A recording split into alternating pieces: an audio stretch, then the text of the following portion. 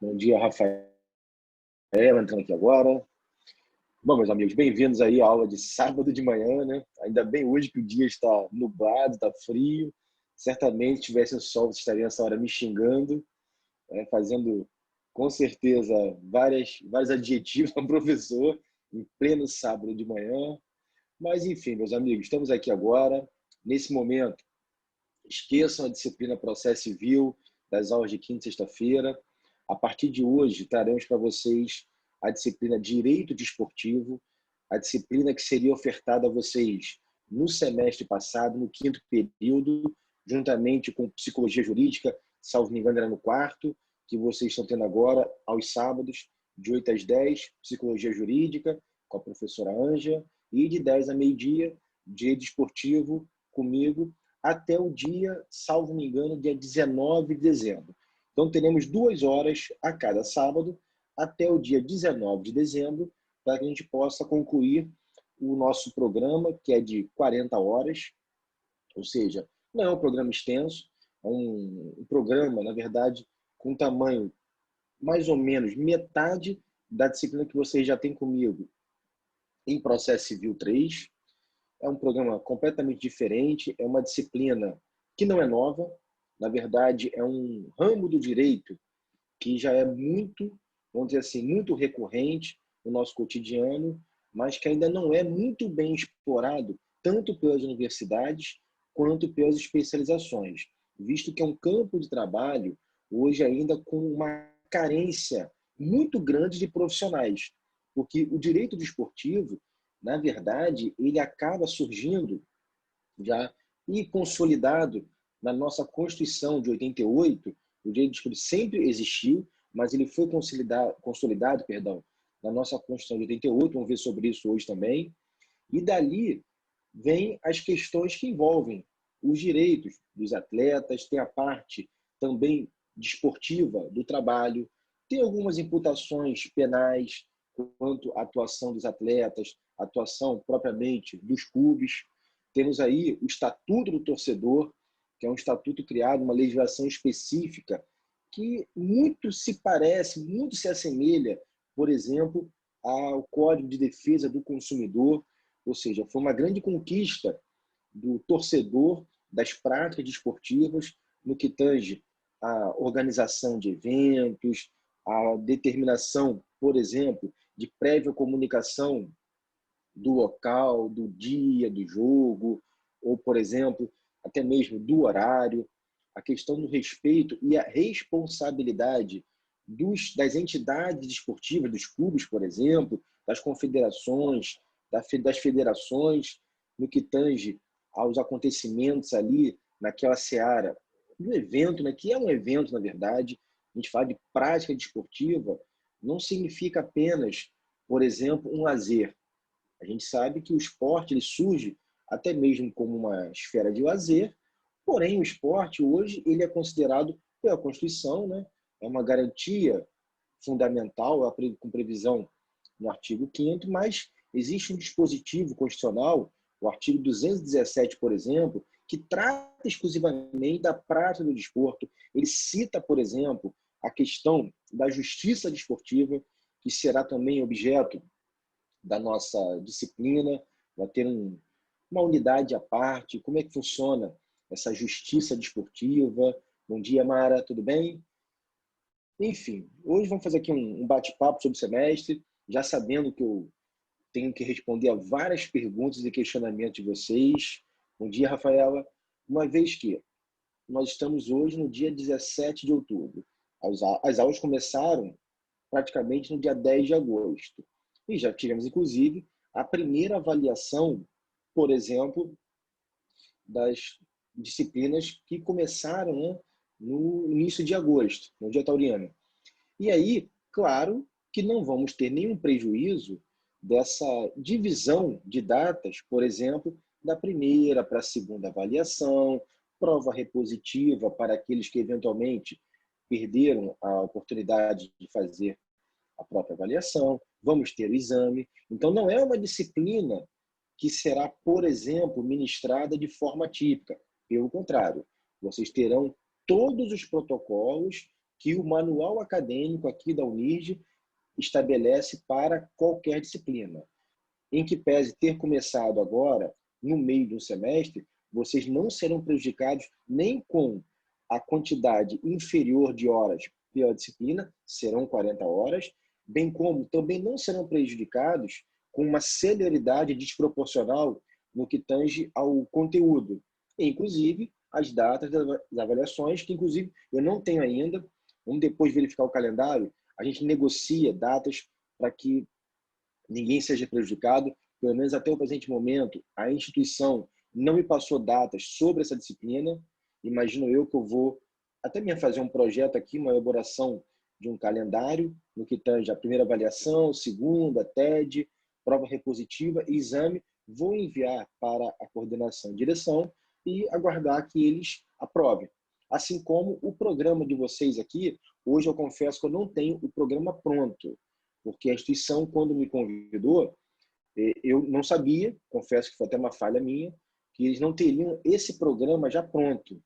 E agora, recentemente, eu fui surpreendido, falei, não, tudo bem, eu vou redigir o programa, já estou praticamente com ele pronto, porém eu não tenho ainda o aceite da instituição, vou enviar para eles agora, e assim que eles me derem o ok, quanto ao conteúdo programático, eu faço questão, eu encaminho para vocês aqui até mesmo no mural do Google Classroom, para que vocês tenham aí armazenado e possam ter aí uma diretriz do que esse semestre, ainda que começando no dia 17 de outubro e findando lá no dia 19 de dezembro, o que a gente vai ter de objeto de estudo. Bom, inicialmente, antes da gente começar a dialogar sobre o tema, deixa eu ver aqui, alguém quer fazer alguma pergunta? Alguém quer alguma orientação, alguma dúvida?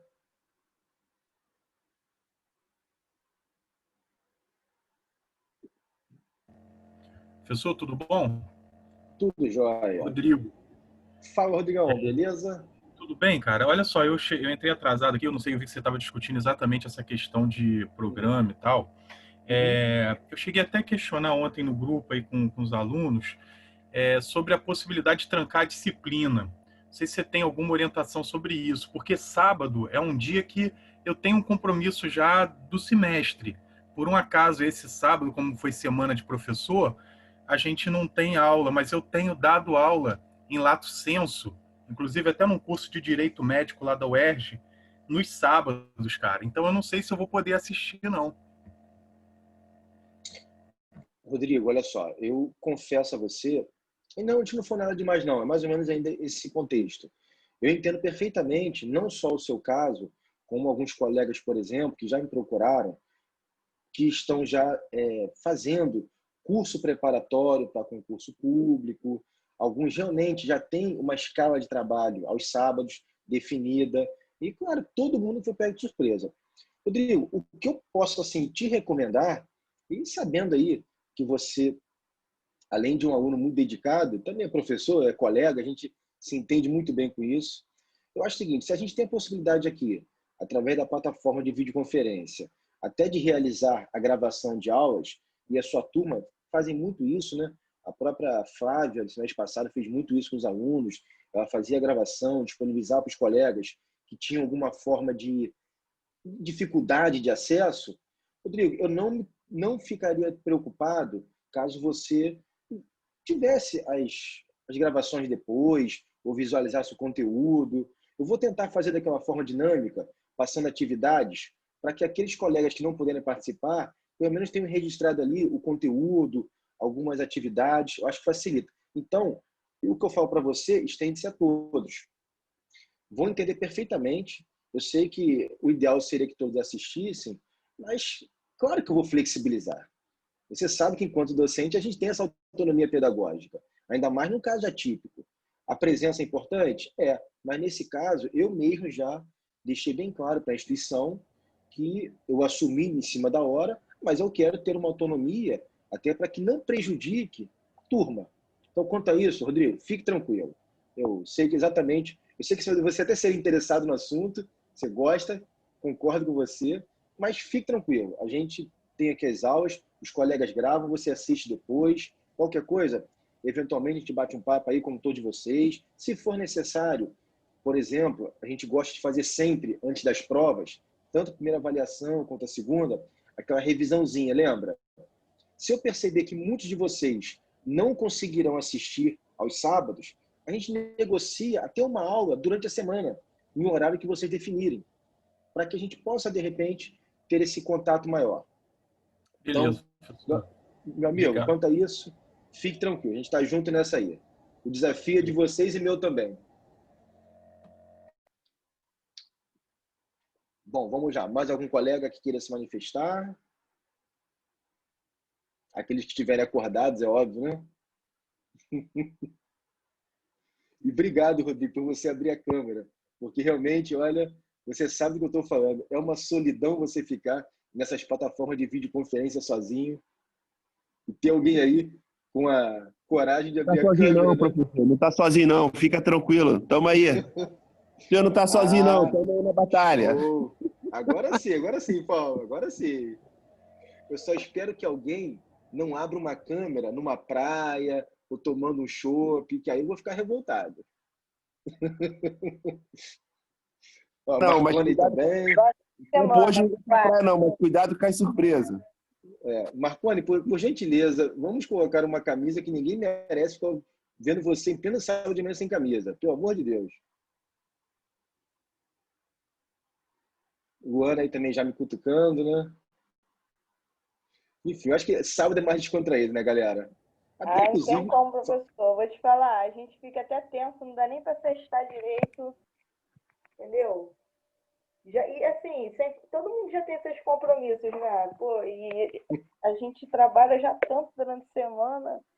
A sábado é aquele dia que a gente geralmente tira para desestressar, curtir a família, agora ter esse compromisso. Mas fazer o quê? A gente, quando tem um objetivo, tem um foco, tem que abdicar de Sim, algumas sim. coisas e ir em frente. E é um período curto de tempo também, a gente vai ter 2 meses e pouco, 3 meses.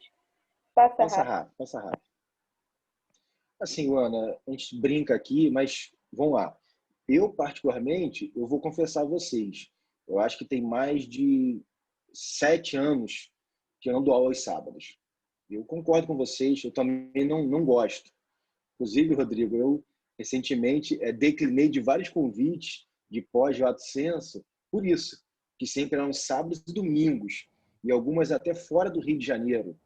Cara, vou Então, até te falar a verdade, eu também tenho feito isso. Essa situação que aconteceu, eu já criei problema até em casa por causa disso. eu Porque, na imagino. verdade, um colega, professor, me pediu para dar essa aula ano passado, antes de pandemia. Aí passou, entrou pandemia, eu falei, pô, o cara esqueceu, o curso não tá nem acontecendo. Aí quando chegou agora, em agosto, cara, ele entrou em contato comigo e falou assim, lembra aquele curso que você ia dar para mim? Vai começar. Aí eu ainda tentei postergar, mas aí não teve jeito. Pediu para eu começar lá, fiquei perdido. Não queria mesmo, não dou mais aula ao sábado também não. Eu confesso que uma das coisas que me motivou a estar aqui aos sábados, claro, essa disciplina que eu sou apaixonado, vocês sabem aí, principalmente a turma da manhã que já me conhece há mais tempo, sabe que eu sou apaixonado por direito esportivo. Eu não atuava ainda até recentemente, mas parece que as coisas acontecem tudo de uma vez só na nossa vida e oportunidade a gente não pode deixar passar. E, claro, essas duas turmas, tanto a turma da manhã quanto a turma da noite, que são turmas realmente que fazem com que nós, professores, eu falo aqui não em meu nome, mas em nome de vários colegas aqui da Unirj, que são turmas que despertam na gente, desafios. E turmas que eu tenho um grande carinho. A turma da noite, que pese ainda ser recente, é uma turma que recebeu muito carinho. Muitos de vocês aí da turma da noite já frequentam, né, a própria OAB de Campo Grande, já nas palestras, nos cursos. a gente já tem uma rotina de conhecimento. Alguns eu conheço mais já da OAB do que da própria Unirj. E a turma da manhã, que está comigo desde o quarto período, né? É uma turma aí que já tem uma certa intimidade, até demais, né? Porque eles implicam muito comigo. Mas, enfim, é um clima maravilhoso. E dia desportivo, como eu falei anteriormente, né? É uma paixão minha, é uma obrigação de vocês estudarem. E espero aqui, de repente, persuadir alguns de vocês ou a passarem a gostar, ou aqueles que gostam já gostarem mais. Inclusive, eu posso afirmar que hoje eu tenho 5 alunos aqui na instituição, já desde o início do semestre passado, inclusive, que eu estou orientando TCC sobre direito desportivo. Então, parece que as coisas convergiram e estamos aqui hoje. Mas, enfim, vamos ao que interessa, a não ser que algum colega queira se manifestar, alguma pergunta. Tranquilo? Podemos iniciar aqui o nosso preâmbulo. Tranquilo? Professor? Oi? Oi, Felipe. Opa, bom dia. É que eu cheguei atrasado. Você pode me dar permissão para gravar a aula? Ah, sim, claro. Deixa eu ver aqui. Muito obrigado.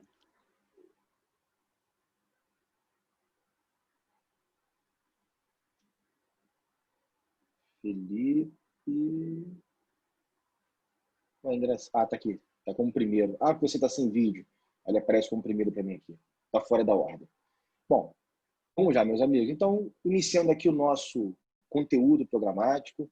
Na verdade, hoje uma breve revisão do semestre. Vamos aqui analisar tudo aquilo que será objeto de nosso estudo para essa disciplina Direito Desportivo. Como o nome diz, é um ramo do direito que estuda, que regula as práticas desportivas, tanto as práticas amadoras quanto as práticas profissionais.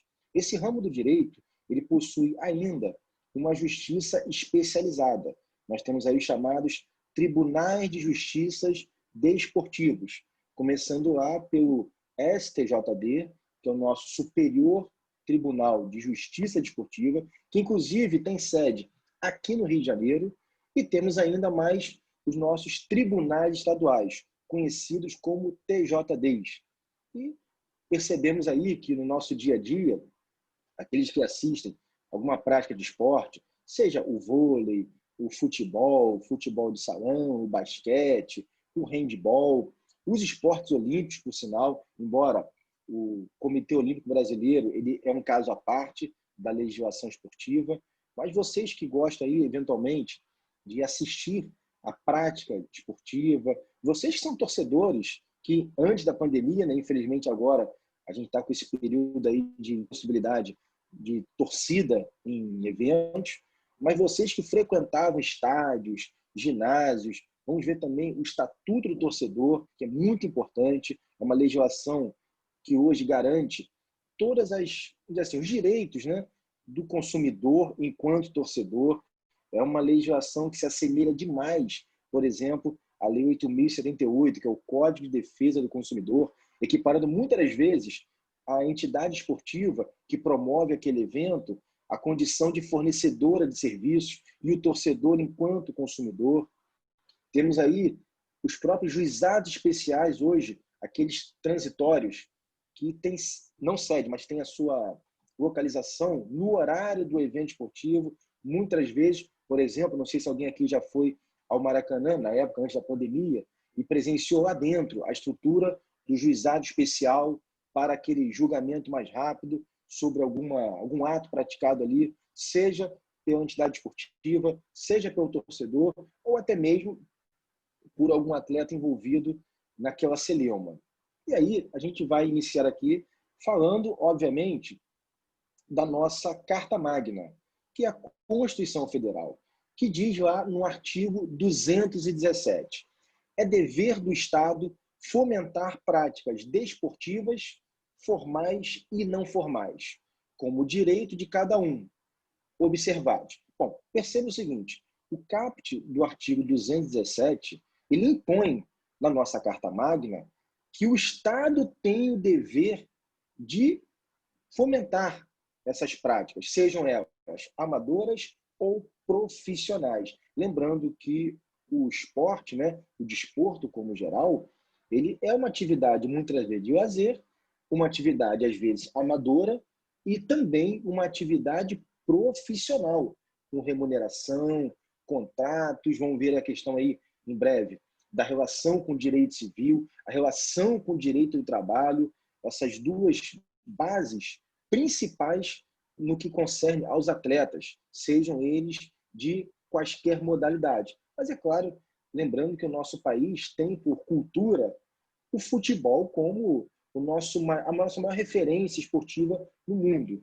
E é automático que a gente vai, no decorrer do semestre, perceber que tanto as legislações quanto os tribunais, eles são muito voltados para o futebol. E os demais esportes acabam sendo assim atingidos de forma adjacente, né? Quase que por osmose. Claro, obviamente, sendo o futebol brasileiro aí a grande referência, a grande essência para a criação, por exemplo, das legislações desportivas. Eu não sei se vocês se recordam, por exemplo, na época, na década de 90 ainda, você tinha a Lei Zico. A Lei Zico foi uma das grandes precursoras no que tange ao direito dos atletas, né? Que o clube tinha o chamado passe. Aí depois veio em 98 a Lei Pelé, que revoga a Lei Zico, mas praticamente revoga e mantém muito daquele texto normativo e traz uma nova modalidade de, por exemplo, do passe dos atletas, quanto à rescisão de contratos, a possibilidade de transferências, enfim. Mas vamos lá. Aí diz aqui o artigo 217, com o direito de cada um observados. Inciso 1. Autonomia das entidades desportivas, dirigentes e associações, quanto à sua organização e funcionamento. Perceba o seguinte, a Carta Magna determina que é dever do Estado fomentar, mas, ao mesmo tempo, ela concede uma autonomia de gestão dos eventos esportivos perante o quê? As suas entidades. Vamos citar algumas aqui, por exemplo. Nós temos a CBF, a Confederação Brasileira de Futebol, que é a instituição, é a entidade que organiza, por exemplo, o Campeonato Brasileiro agora em andamento, a Copa do Brasil, falando de futebol, e ainda a CBF ela tem nas suas articulações as federações estaduais, Federação do Estado de São Paulo de Futebol, do Rio, de Santa Catarina, Rio Grande do Sul, Minas Gerais, lá da Bahia, enfim. Perceba que, em que pese ser um direito que é oriundo da Carta Magna e tem lá a sua base constitucional, a própria Constituição ela concede autonomia a entidades, por exemplo, privadas, quanto à gestão desses campeonatos. A CBF, as federações, são empresas privadas. Bom, aí já vem o inciso 2, que é um pouco contraditório. A destinação de recursos públicos para a promoção prioritária do desporto educacional, até aí tudo bem, e em casos específicos, para o do desporto de alto rendimento. Ou seja, quanto à questão educacional, a gente sabe aqui, todos nós passamos pelo ensino fundamental, 1, 2, ensino médio, e sabemos que as instituições de ensino formadoras, elas têm o quê? A obrigatoriedade, por exemplo, de disciplina educação física. Ou seja, você tem essa formação do desporto educacional nas escolas em sede de ensino fundamental, 1 e 2, e o ensino médico.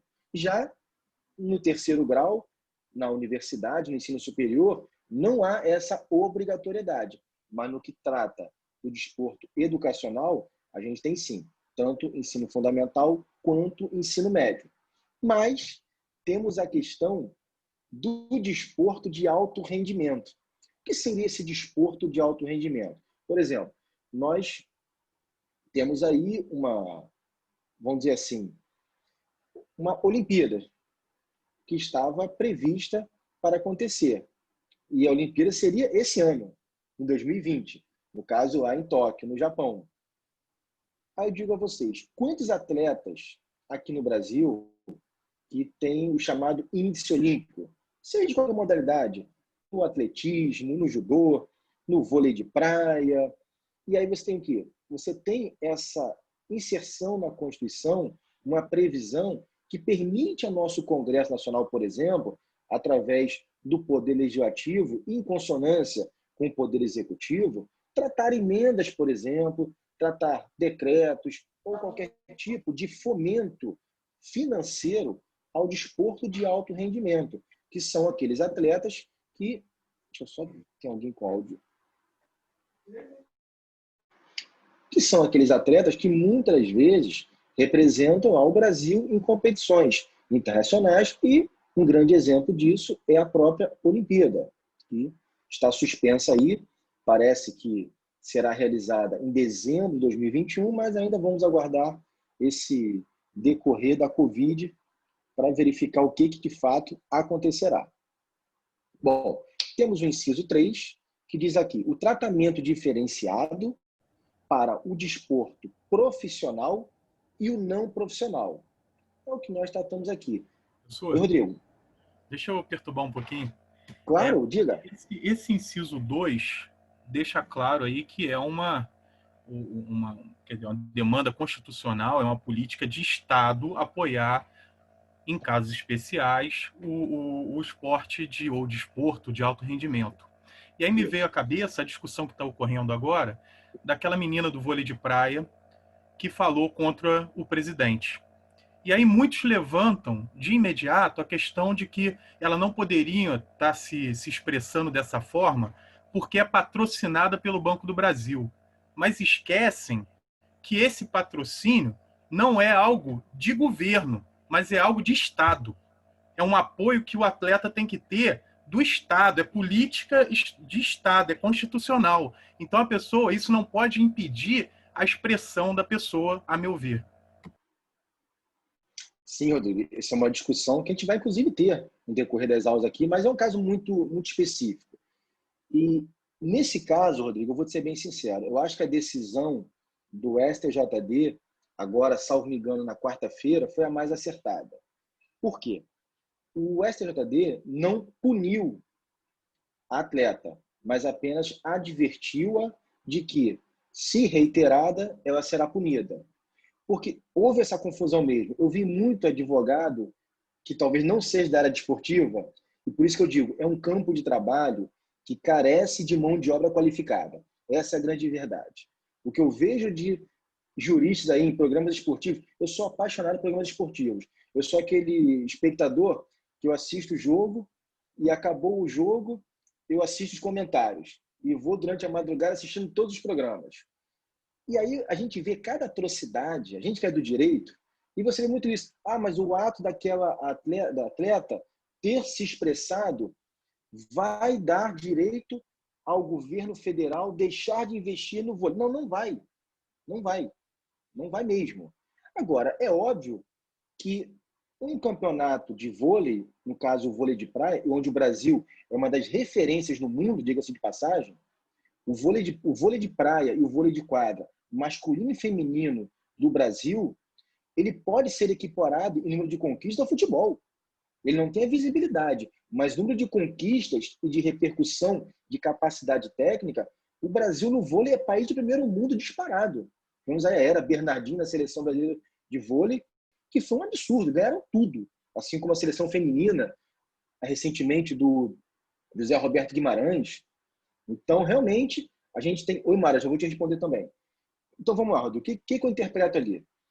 Não é o fato de você ter o risco de perder o apoio do Banco do Brasil, que é um banco público. Mas vamos lá, quantas empresas, talvez, com receio, deixariam de investir naquele evento? E o desporto, ele traz isso. Que na medida que o desporto, aquele evento, ele traz a figura de um patrocinador, aquilo gera uma receita, gera contratação de empregos diretos, indiretos, movimenta uma economia. Então, eu acho que a decisão do STJD foi uma decisão, vamos dizer assim, por equidade. Eu acho que ela não aplicou de forma objetiva a própria norma do campeonato, também não mensurou de forma muito objetiva o direito de expressão, mas teve um cuidado, uma cautela de tentar evitar que novos patrocinadores não se afastem por não quererem adentrar numa seara de briga política. E aí eu concordo. Nesse sentido aí, até de forma mais ampla, vendo pelo lado do patrocinador, vide caso Robinho, né? Exatamente, olha, a gente teve ontem mesmo, eu estava com a turma do 6 período da noite, durante a aula a gente comentou, saiu a notícia da suspensão do contrato do atleta Robinho. E assim, a gente tem que ter muita cautela, porque ontem eu assisti, como sempre, né, os programas esportivos, estava assistindo no Sport TV ontem, e um comentarista da Rede Globo, o Casagrande, ele fez um discurso ali, o que eu achei muito ofensivo, porque em que pese realmente ter essa imagem ligada a um suposto crime cometido, suposto, o atleta Robinho foi condenado em primeira instância na Itália, não existe prisão preventiva para ele lá, ele está tendo a liberdade concedida pelo judiciário da Itália por ter advogado constituído e está se defendendo com recurso. Então, até a presente data, ele é apenas um acusado. O nosso sistema penal é acusatório, não é inquisitório. Vou deixar bem claro. E o que está sendo feito pela mídia, no meu ponto de vista, não estou defendendo aqui de maneira nenhuma, eu sou contra qualquer tipo de indício de ato de violência sexual, contra homem ou contra mulher. Mas eu acho que a gente tem que ter muita cautela. Nós somos do direito, nós temos a Constituição Federal aqui que garante o devido processo legal, e esse julgamento público que está sendo feito ao atleta, eu acho que ele ainda é inoportuno. Após uma decisão transitada e julgada, talvez até depois de uma segunda instância, eu acho que você já tem subsídio suficiente, embora aqueles áudios realmente são chocantes. Confesso que aquilo chega a dar um nó na garganta quando você assiste, mas você assiste como espectador ou como jurista? Todos nós aqui já somos juristas, somos operadores do direito. Então temos que ter muita parcimônia para, de repente, proferir uma opinião. E ontem eu vi o Casagrande, que, com todo respeito, foi um grande atleta, é um comentarista de renome, mas eu acho que quando algum comentarista esportivo ele tenta entrar nessa área técnica do direito, e aí é que falta, por exemplo, um analista jurídico participando de programas esportivos. Talvez ontem um advogado da área participando desse programa, salvo me engano, foi o Troca de Passes no Sport TV, daria talvez um debate muito mais justo, não para o crime, porque eu acho que o crime de estupro ele é inegociável, mas para o direito. E é isso que a gente tem que debater. Não estamos aqui para ficar fazendo pré-julgamentos e condenações inquisitórias, pelo contrário. Agora, realmente, Rodrigo, falando do direito de imagem, olha a diferença. Uma coisa é o clube aplicar uma justa causa a um trabalhador, que a CLT permite, no caso de crime em trânsito em julgado. Está lá no artigo 482. Agora, a outra é um contrato de imagem, por exemplo, onde aquela empresa patrocina e esse tipo de notícia na mídia já tem previsão contratual de que ofende a honra do clube e aquilo pode acabar denotando uma redução de publicidade para a empresa, eu concordo com a rescisão e suspensão daqueles contratos. E vou mais além, Rodrigo, e colegas aí. A gente pode citar o caso do goleiro Bruno. O caso do goleiro Bruno, em 2010, eu me recordo muito bem, até porque eu sou flamenguista, e eu lembro naquela época, em 2010, que eu escutava toda semana a frase, muitos dos alunos, inclusive, professor, o time do Flamengo é excelente, o goleiro é que mata. Enfim, a gente ficou ali sendo achincalhado. E eu me recordo exatamente, o Bruno, então, indiciado, preso preventivamente, e à época, a Patrícia Morim, que era presidente do Flamengo, que é formada em Direito, veio a público e declarou que ia aplicar a justa causa no goleiro Bruno. O que era, assim, completamente, além de antidemocrático, antirrepublicano, era uma questão completamente contrária à norma jurídica trabalhista do desporto. Porque existe o direito de trabalho do desporto, que tem a inserção da CLT, mas tem a Lei Pelé, que trata do atleta como um contrato especial. E no caso do Bruno, o Flamengo não poderia, como não fez. Ela falou em público, mas o corpo jurídico do Flamengo na época, se eu não me engano até o Michel Assef, que é um advogado espetacular, ele bloqueou essa intenção dela, suspenderam o contrato do atleta Bruno, que era o correto. Agora, o contrato do patrocinador pessoal do goleiro Bruno foi rescindido, na época era Olímpicos. Rescindiram. Por quê? Porque era um contrato de imagem, não era um contrato de emprego, era um contrato civil. Então, perceba, você tem a relação do direito de trabalho, do direito civil, junto com o atleta e o clube. Então, as questões civis, por exemplo, o próprio Robinho, as empresas que estão ali veiculando na mídia a rescisão contratual, ou suspensão ou ameaça de rescisão, o que eu também acho um pouco ofensivo, mas estão alicerçadas no uso da imagem, que é o contrato deles. Agora, com o atleta, sinceramente, eu acho que o Santos, já que fez o pré-contrato com ele, a gente vai ver isso mais à frente também, os clubes podem, em 6 meses antes do fim do contrato do atleta com outro clube, poderão assinar um pré-contrato, regido pelo Código Civil, que a Lei Pelé é omissa, mas ela acaba aderindo. Eu acho que o Santos não deveria ter assinado pré-contrato, já sabendo da repercussão, mas se assinou, vocês perceberam que o Santos suspendeu, não rescindiu o contrato. O que é a suspensão?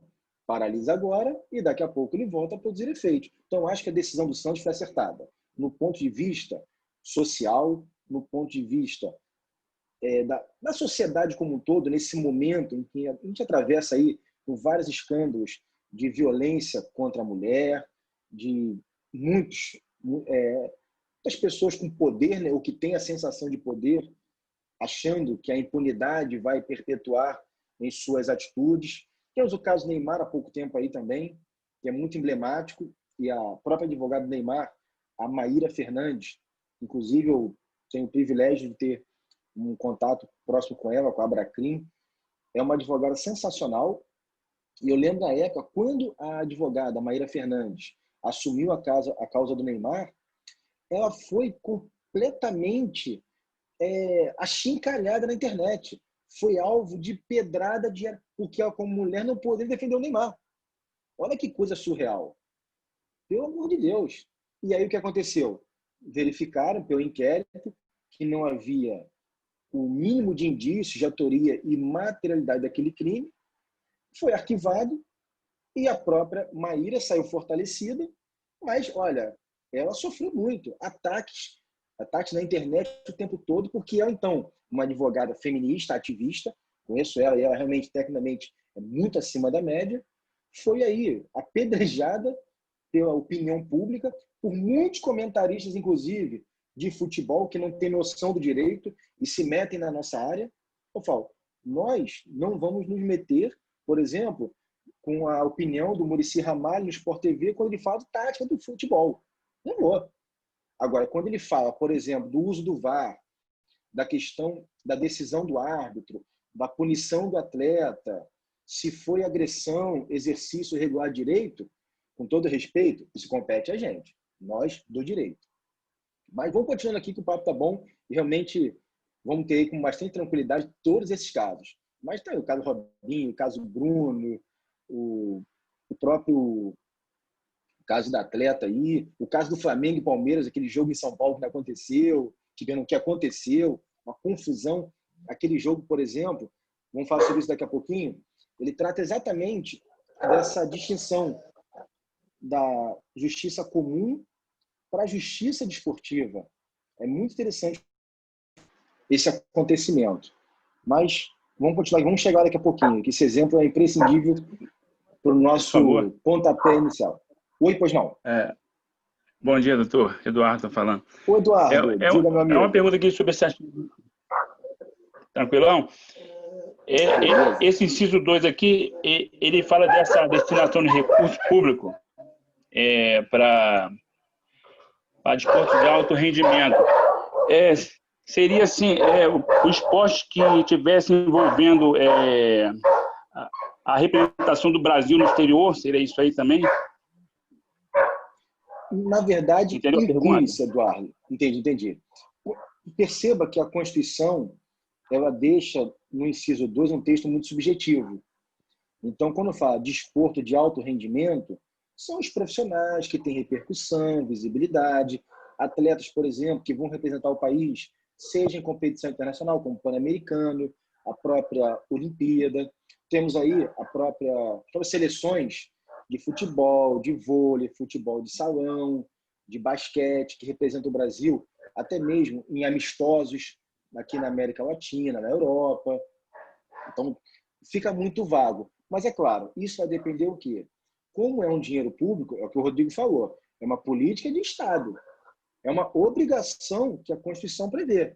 E aí fica muito assim, fica muito subjetiva essa interpretação. Mas é mais ou menos o que você falou. Inclusive, algum colega aqui mencionou, deixa eu ler, foi a Mara, a questão das vias olímpicas. As vias olímpicas, Mara, ela tem essa atribuição híbrida, tanto para fomentar o lazer, para fomentar, inclusive, a inserção social. Lembrando que muitas vezes, a Via Olímpica da Mangueira é uma via olímpica criada para, nitidamente, ter um papel social. Eles não estão preocupados ali em formar um jovem, futuramente um grande atleta. A preocupação maior da Via Olímpica da Mangueira é de evitar que aqueles jovens, por exemplo, possam ir para uma criminalidade. Então, tem essa função social, mas é claro que tem também essa função de alto rendimento. A gente sabe que várias dessas vias olímpicas, desses polos que surgem muitas vezes em favelas, em comunidades, dali surgem atletas de ponta. Então, isso aí também é uma forma de você fomentar. Perfeito. O Mestre da Silva aqui, recentemente, né, agora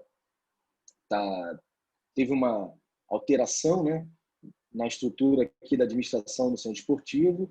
Infelizmente, não tem como fugir disso. É uma gestão pública e é uma gestão voltada à política, e nesse caso aqui da prefeitura.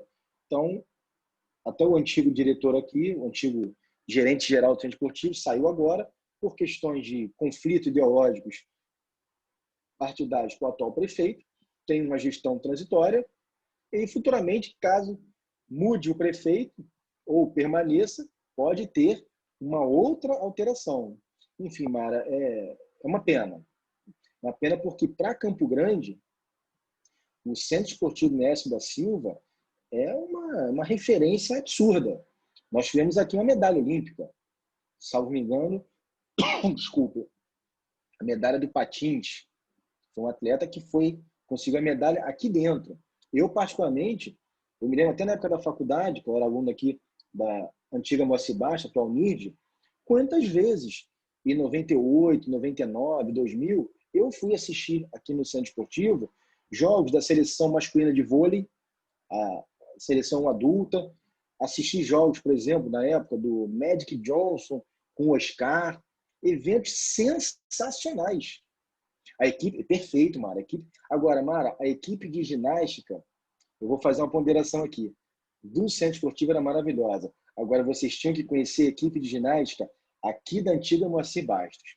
Era sensacional. Por exemplo, na época da família Moacir Bastos, né, nós tínhamos aqui um desporto altamente qualificado. Chegamos a ter aqui time de basquete, eu lembro até hoje, o time de basquete aqui da antiga Moacir Bastos, inclusive o atual coordenador de educação física, o Caio Ames, ele participava do time. Esse time da Moacir Bastos era treinado na época, isso em 98. Ele era treinado pelo Miguel Ângelo da Luz, que foi o técnico que foi campeão mundial pela seleção brasileira feminina na Austrália, na época da Paula, da Hortência. Então, eu conheci ele, Conheceu? Do tempo do Marcelão, né? Eu lembro, pô. Isso aí, perfeito. Aí. Ótimo. Lembra do essa Timaço? época aí. Tinha até uma campeã mundial de, acho que de judô, não foi? Que era da Moacir, aluna da Moacir. Isso. Perfeito. Inclusive, o atual candidato a prefeito, Luiz Lima, era aluno daqui também, Eduardo. Lembra dele? Assim, de nome eu não lembro, não. Eu estudei com Ângelo Vargas, com Bira, essa galera toda aí. Ah, sim, Bira. Ou seja, e também tinha o time de vôlei, não sei se você lembra, foi um pouco depois. O time de vôlei, os atletas aqui da Moacir, eles moravam, inclusive, na Via Olímpica. Tinham a bolsa de estudo, trabalhavam aqui na instituição e era um time... Eu assistia jogo aqui no ginásio da Moacir Bastos várias vezes, de basquete e de vôlei.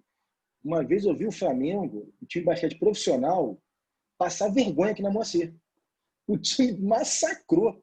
Era essa época do Miguel Ângelo da Luz, Eduardo. O time realmente era absurdo. Foi quando o time base da Moacir passou a ser o time base do Flamengo. O Marcelão foi jogar no Flamengo, mais alguns colegas aí daquela época. Isso aí, perfeito. Tá vendo? Bom que o Eduardo está aí, que prova que eu não estou aqui inventando história. Obrigado, Eduardo. Bons tempos, meu amigo. Olha, que nostalgia. Valeu. Bacana. Mas, enfim, continuando aqui. Muito boa a sua ponderação, meu amigo. É isso aí. 3. Tratamento diferenciado, ou seja, você tem o dispor profissional e o não profissional. As categorias amadoras. Então, por exemplo, temos aqui, claro, a nossa grande referência é o futebol. Mas lembrando, o futebol nem sempre é profissional. A gente tem uma ilusão errada de que o atleta de futebol é sempre aquele que tem o salário astronômico. Não é. Mais de 90% dos atletas de futebol profissionais do Brasil ganham salário mínimo. Essa é a realidade. Uma faixa aí que não chega a 5%, talvez sejam os milionários. E esses outros 5% têm um salário mediano. Agora, a grande maioria vive uma realidade ou de salário mínimo e ainda tem os amadores. Os campeonatos amadores. Por exemplo, nós temos aí o Campeonato Brasileiro de Futebol em andamento, a Série A, temos a Série B, temos a Série C. Me perdoe se tiver algum tricolor aqui na aula, que o tricolor fez a ponte aérea da Série C para a Série A, infringindo a lei do desporto, mas, enfim, infringindo os regulamentos dos campeonatos, graças àquela virada de mesa do falecido Eurico Miranda e aquele estouro de champanhe ridículo do presidente Fluminense Laranjeiras. Enfim, faz parte, tem que ser observado. E aí, então, você tem uma realidade de Série D. Eu lembro, falando brincadeira à parte, é porque minha família toda é tricolor, e eu brinco com isso. Quando o Fluminense estava na Série C, eu até ia com meu pai no Maracanã, até como forma de dar uma moral para o meu pai. Eu lembro que eu assisti Fluminense e Lagartense. Eu falei, meu Deus do céu, que time é esse? Aí a gente viu na escalação, e os comentaristas da rádio, né? Naquela época, se não me engano, é Washington Luiz, Washington Luiz não, o Apolinho, esqueci, Washington Rodrigues, o Zé Carlos Araújo, eles brincando que o time do Lagartense tinha atleta que era bombeiro, tinha atleta que era professor, e que no final de semana, no meio de semana, ele joga bola. Olha só, o Fluminense na Série C jogou contra time amador, que participava de um campeonato que, claro, o Fluminense Dom Pedro, que era um campeonato que tinha visibilidade por conta do Fluminense, foi campeão, inclusive, até na época o atleta Roger, hoje comentarista, um excelente comentarista, por sinal, equipe de bombeiros, isso aí, Júlio. E aí, então, você tinha lá o Fluminense, que deu uma visibilidade à Série C do Campeonato Brasileiro. E foi campeão, com muita justiça, salvo me engano, em 99, e no ano 2000 criaram a Copa João Avelange. Olha que interessante, voltando aqui para a autonomia das entidades esportivas dirigentes. Utilizaram o inciso 1 para a criação da Copa João Avelange. Por quê? Queriam tirar o Fluminense da Série B para a Série A. E não queriam que alguns clubes da Série A fossem rebaixados. Inclusive o Flamengo estava nesse bolo também. Vamos mencionar aqui. Eu sei que o meu time atualmente não tem comparação, tem outro patamar, mas vamos lembrar que naquela época não era assim. E o Vasco naquela época, né? Coitado dos vascaínos hoje. Mas o Vasco naquela época tinha um timaço. Tanto que no ano 2000, com esse campeonato, a Copa João Avelange, não era campeonato, era Copa, uma outra modalidade, fizeram o quê? De acordo com o inciso 1.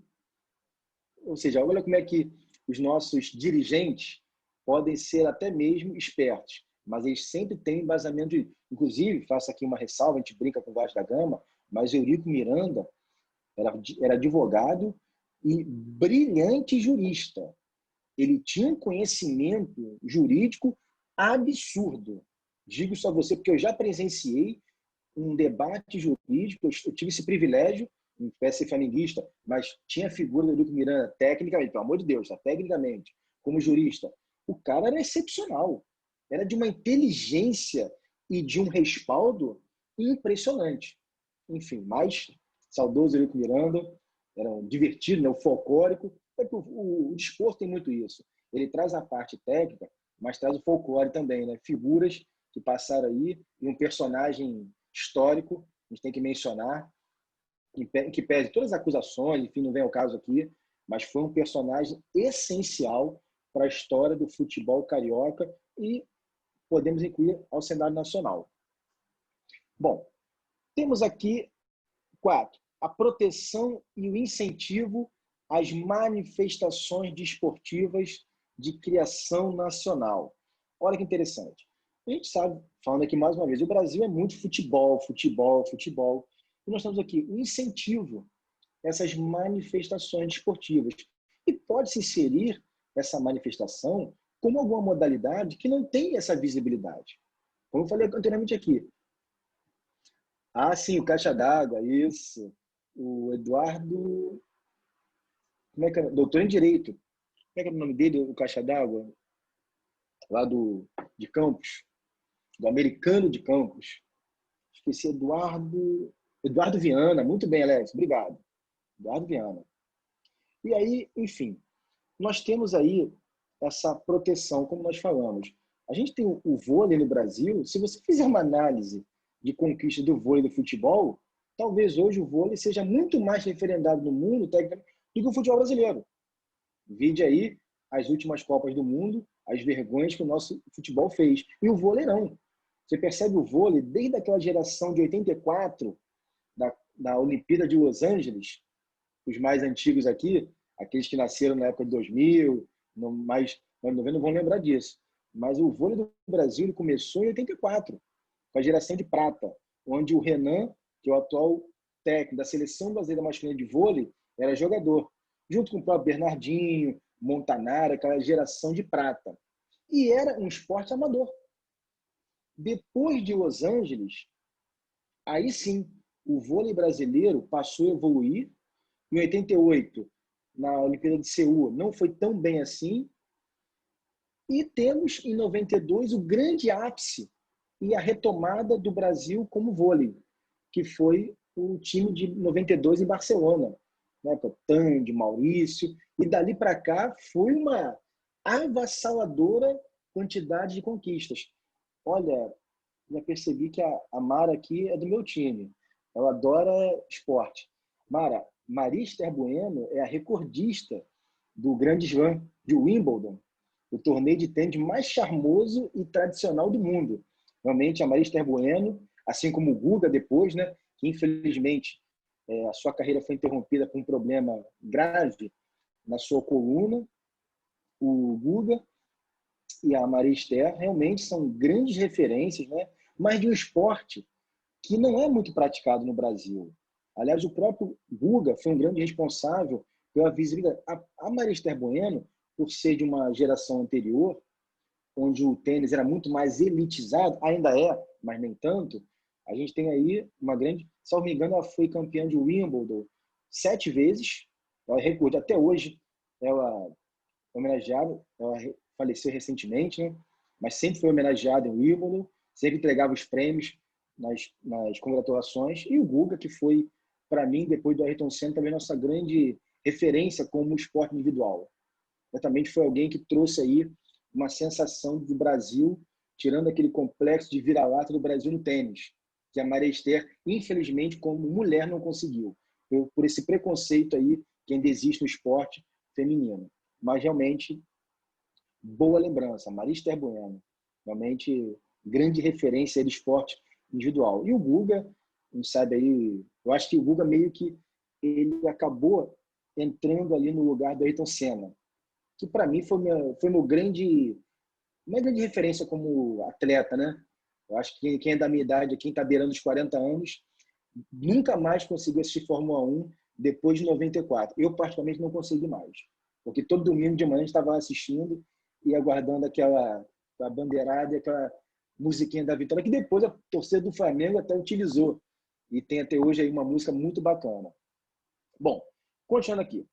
Sobre o Poder Judiciário, que tem previsão aqui no parágrafo 1º.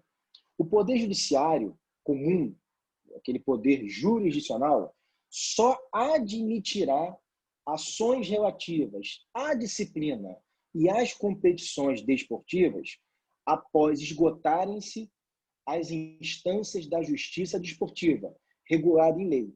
A gente vai ver nesse semestre, vamos estudar o Código de Direito Desportivo, ou seja, da Justiça Desportiva. Existe um código específico para isso. Vamos passar com tranquilidade como funciona lá a estrutura do STJD, dos TJDs, tem um TJD específico do futebol, do futebol de salão, inclusive que eu faço parte hoje como auditor corregedor. Então, temos aí essa estrutura, vamos aprender com calma. Agora, olha que interessante.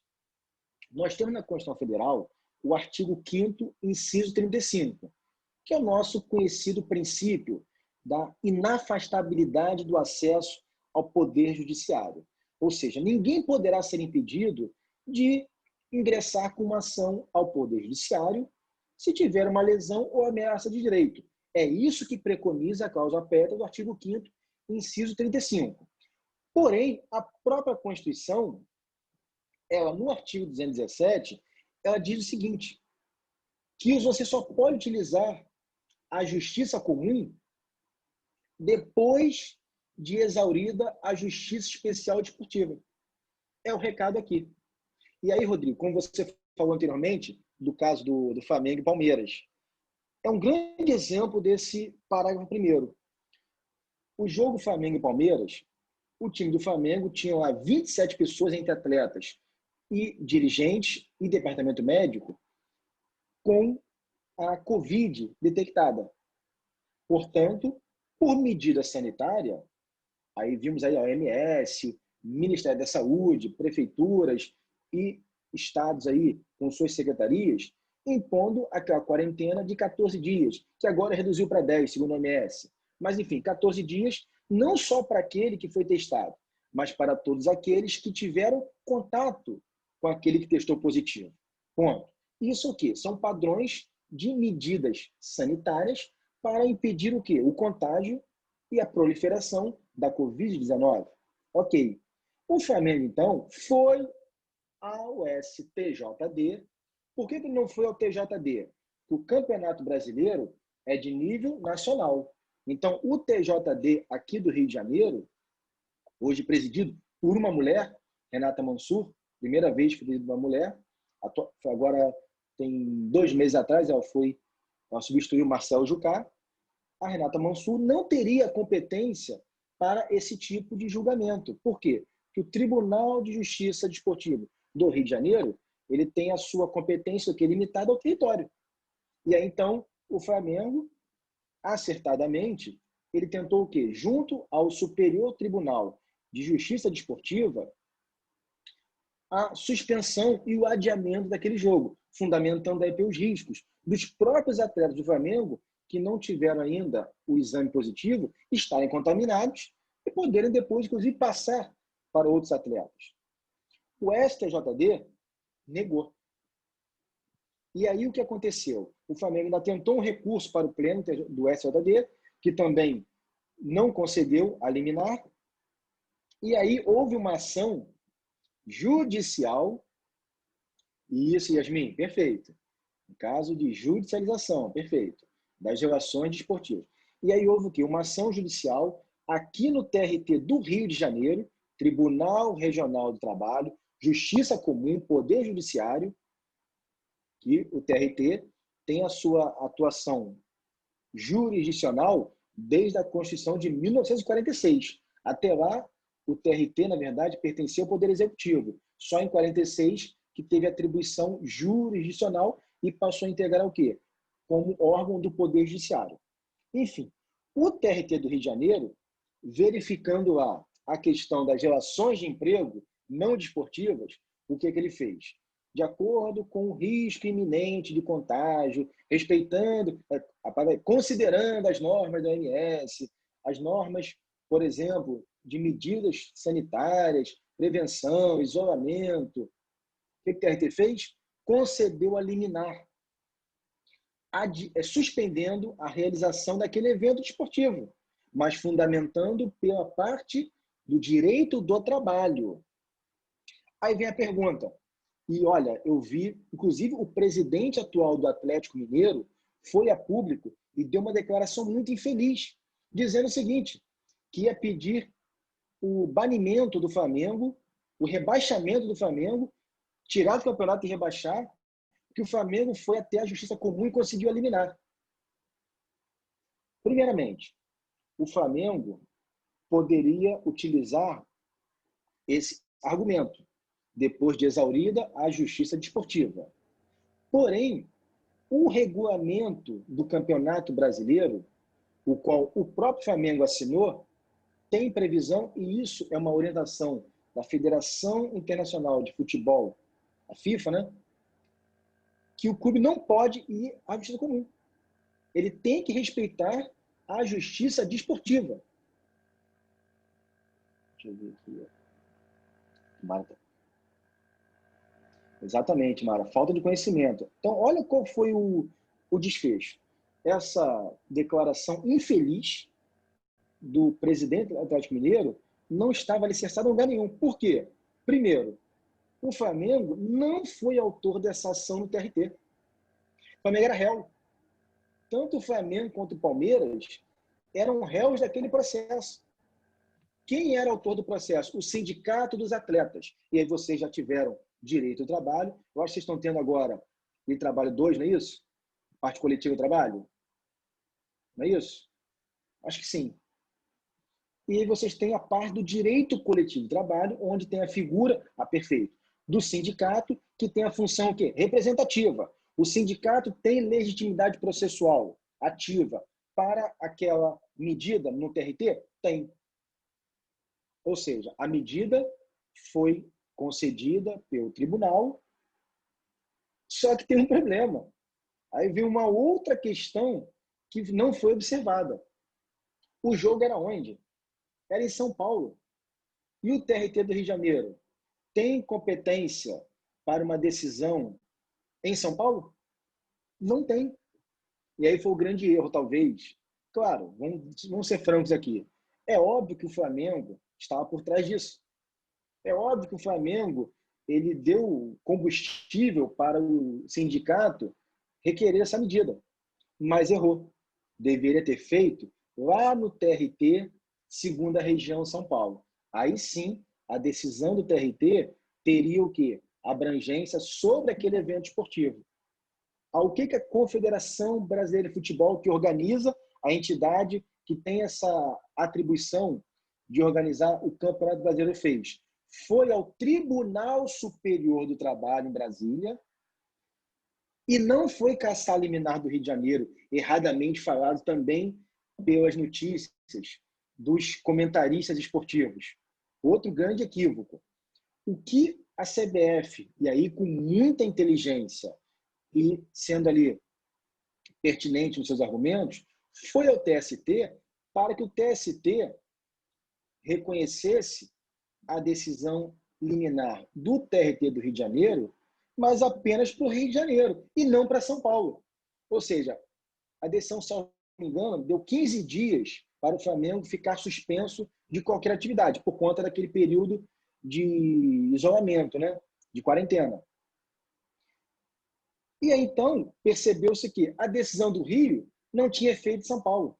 Tanto que vocês perceberam naquele domingo, quem assistiu, o time do Flamengo estava já caminho do estádio, mesmo antes da decisão do TST. O Tribunal Superior do Trabalho em Brasília, é óbvio que não tinha como manter uma decisão onde a competência do tribunal não abrange do Estado. E aí o Flamengo, já sabendo da besteira que fez, o jurídico fez o quê? Manda o time para o estádio, porque o TST realmente vai verificar o nosso erro. E assim aconteceu. O Flamengo foi, jogou, e percebam, logo depois da decisão do TST, o Sindicato dos Atletas aqui no Rio de Janeiro desistiu da ação. Que o Flamengo queria jogar o próximo jogo no Rio de Janeiro, que, se eu não me engano, era contra o Independiente do Equador, que é o jogo da Libertadores. Eles não queriam desmarcar aquele jogo, ou seja, a decisão queria somente para o jogo com o Palmeiras, onde teve que colocar vários atletas, inclusive amadores, lá do Sub-20, para... Aliás, amadores não, desculpa, profissionais já, porque a partir de 16 anos pode assinar o contrato de emprego, mas quase que teve que chamar atletas amadores, porque o efetivo do grupo estava completamente defasado por conta aí da exposição da Covid, que o Flamengo teve aí aquela contaminação terrível. Percebam, a gente leu aqui praticamente 4 incisos e um parágrafo. Olha quanta coisa a gente já falou. Vocês percebam como o direito esportivo ele é muito rico e ele se interdisciplina com outros ramos do direito. Então, e esses casos atuais aí foram realmente emblemáticos. E é legal que, pelo menos, uma grande parte aqui da turma acompanha, né? E está bem atenta. Aí agora vamos à questão da celeridade processual que a Constituição determina para julgamento de processo na Justiça Especial Desportiva. Parágrafo 2º do artigo 217. A Justiça Desportiva terá o prazo máximo de 60 dias contados da instauração do processo para proferir decisão final. Olha, o meu sonho era que esse dispositivo fosse para a justiça comum, não para a desportiva. Mas, claro, isso tem um fundamento. Por que 60 dias? É óbvio que o julgamento tem que ser realizado e executada a punição durante o campeonato. Por isso esse prazo bem restrito de 60 dias, para que, e confesso a vocês que não passa de 15 dias. Vocês percebem que quando o caso é emblemático, o procurador denuncia, já sorteia para a comissão disciplinar julgadora do tribunal respectivo, em uma semana depois já marca audiência, tem a citação oral, oitiva de testemunhas, documentos e julga-se. Então, é uma justiça muito séria, muito rápida. É muito interessante. Eu até vou fazer com vocês, assim que voltar a possibilidade dessas audiências presenciais do TJD aqui do Rio de Janeiro, não falando do futsal, que eu participo do outro, do TJD do futebol de campo mesmo, do geral. A presidente Renata Mansur e o vice, o Dário Correia, são grandes amigos. E eles já sinalizaram, Rodrigo, quando a gente voltar, avise aos seus alunos que aqueles que quiserem assistir, quando tiver sessão de julgamento, eu vou avisar vocês, normalmente funciona no final da tarde, lá no centro do Rio, e vocês podem assistir. Olha, é muito bacana. Vocês veem lá o advogado sustentando, é muito oral. A audiência desportiva, ela é muito mais oral do que aquela de ficar lendo documento. É bacana, vale a pena. Aí quando tiver aí essa regularização, né? Esse retorno da atividade presencial, eu vou passar para vocês algumas datas, quando tiver os julgamentos, para a gente ir lá assistir, até como forma de trabalhos, para quem tiver interesse aí no caso. Bom, e o parágrafo 3º, finalizando aqui o desporto na Constituição Federal, diz aqui: o poder público incentivará o lazer como forma de promoção social. Nesse caso aqui, a gente pode citar exclusivamente o Mestre da Silva. O Centro Esportivo aqui, Mestre da Silva, nosso ginásio Algodão. Para quem não sabe, o nome do ginásio aqui é o nome de um atleta campeão mundial de basquete brasileiro, Algodão, que o Brasil, muitos vêm hoje aí, eu gosto da NBA, assisti recentemente aí essa vitória maravilhosa do Lakers, né? Los Angeles Lakers, do LeBron James, que é um atleta sensacional, e ele junto com o Lewis Hamilton hoje desempenham não só a função de atletas expoentes, mas também como a função de trazer lá o combate ao preconceito no esporte. São dois atletas negros, né, que têm uma causa muito legal, e admiro muito lá o Lewis Hamilton, o LeBron James e o, infelizmente, falecido recentemente o Kobe Bryant, né, que foi uma perda lastimável pelo esporte, que era do Los Angeles Lakers, inclusive, atual campeão da NBA. Mas não pensem que o basquete americano sempre dominou, não. O Brasil, nas décadas de 50, 60 e 70, o basquete brasileiro era referência no mundo. E o Algodão foi o grande exemplo disso. E o ginásio aqui de Campo Grande tem o nome em homenagem a esse atleta campeão mundial pela seleção brasileira.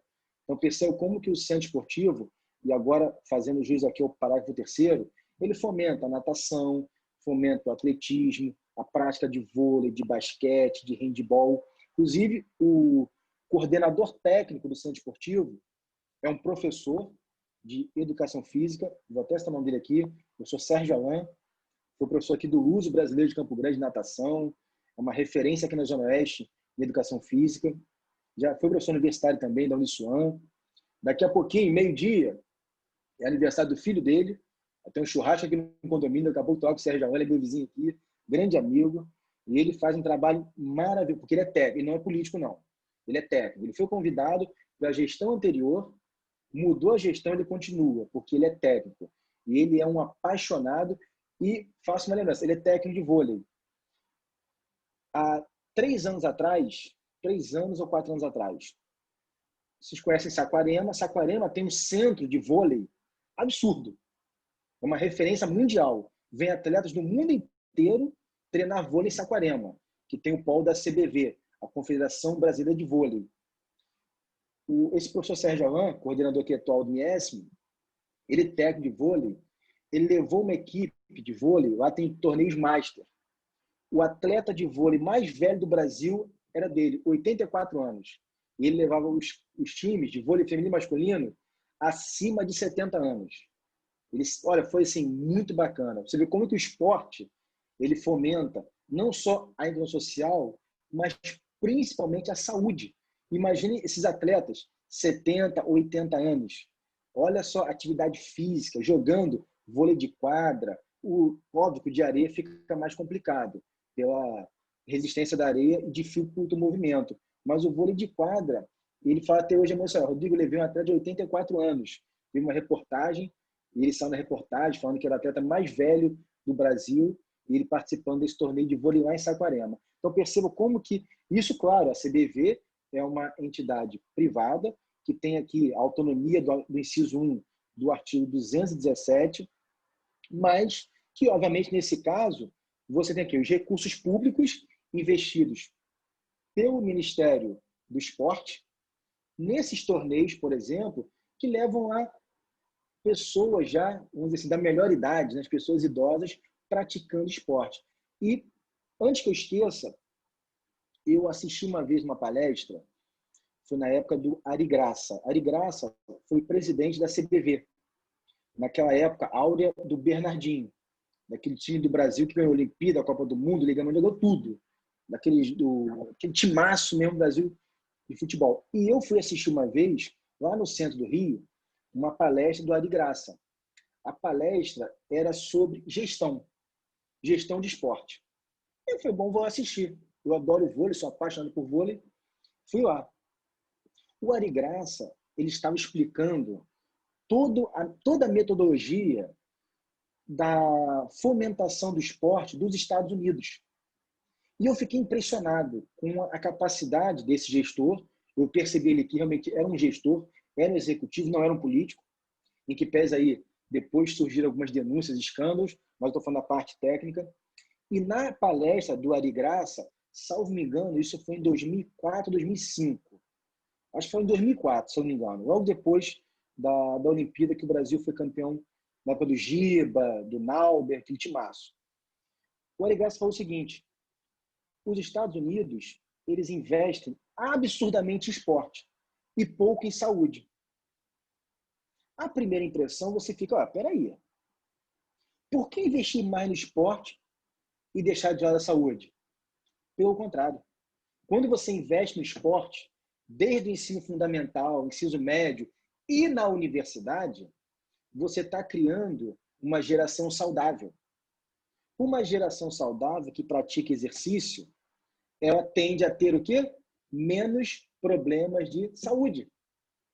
Então você percebe, olha uma política de governo que não tem a mínima semelhança com a nossa.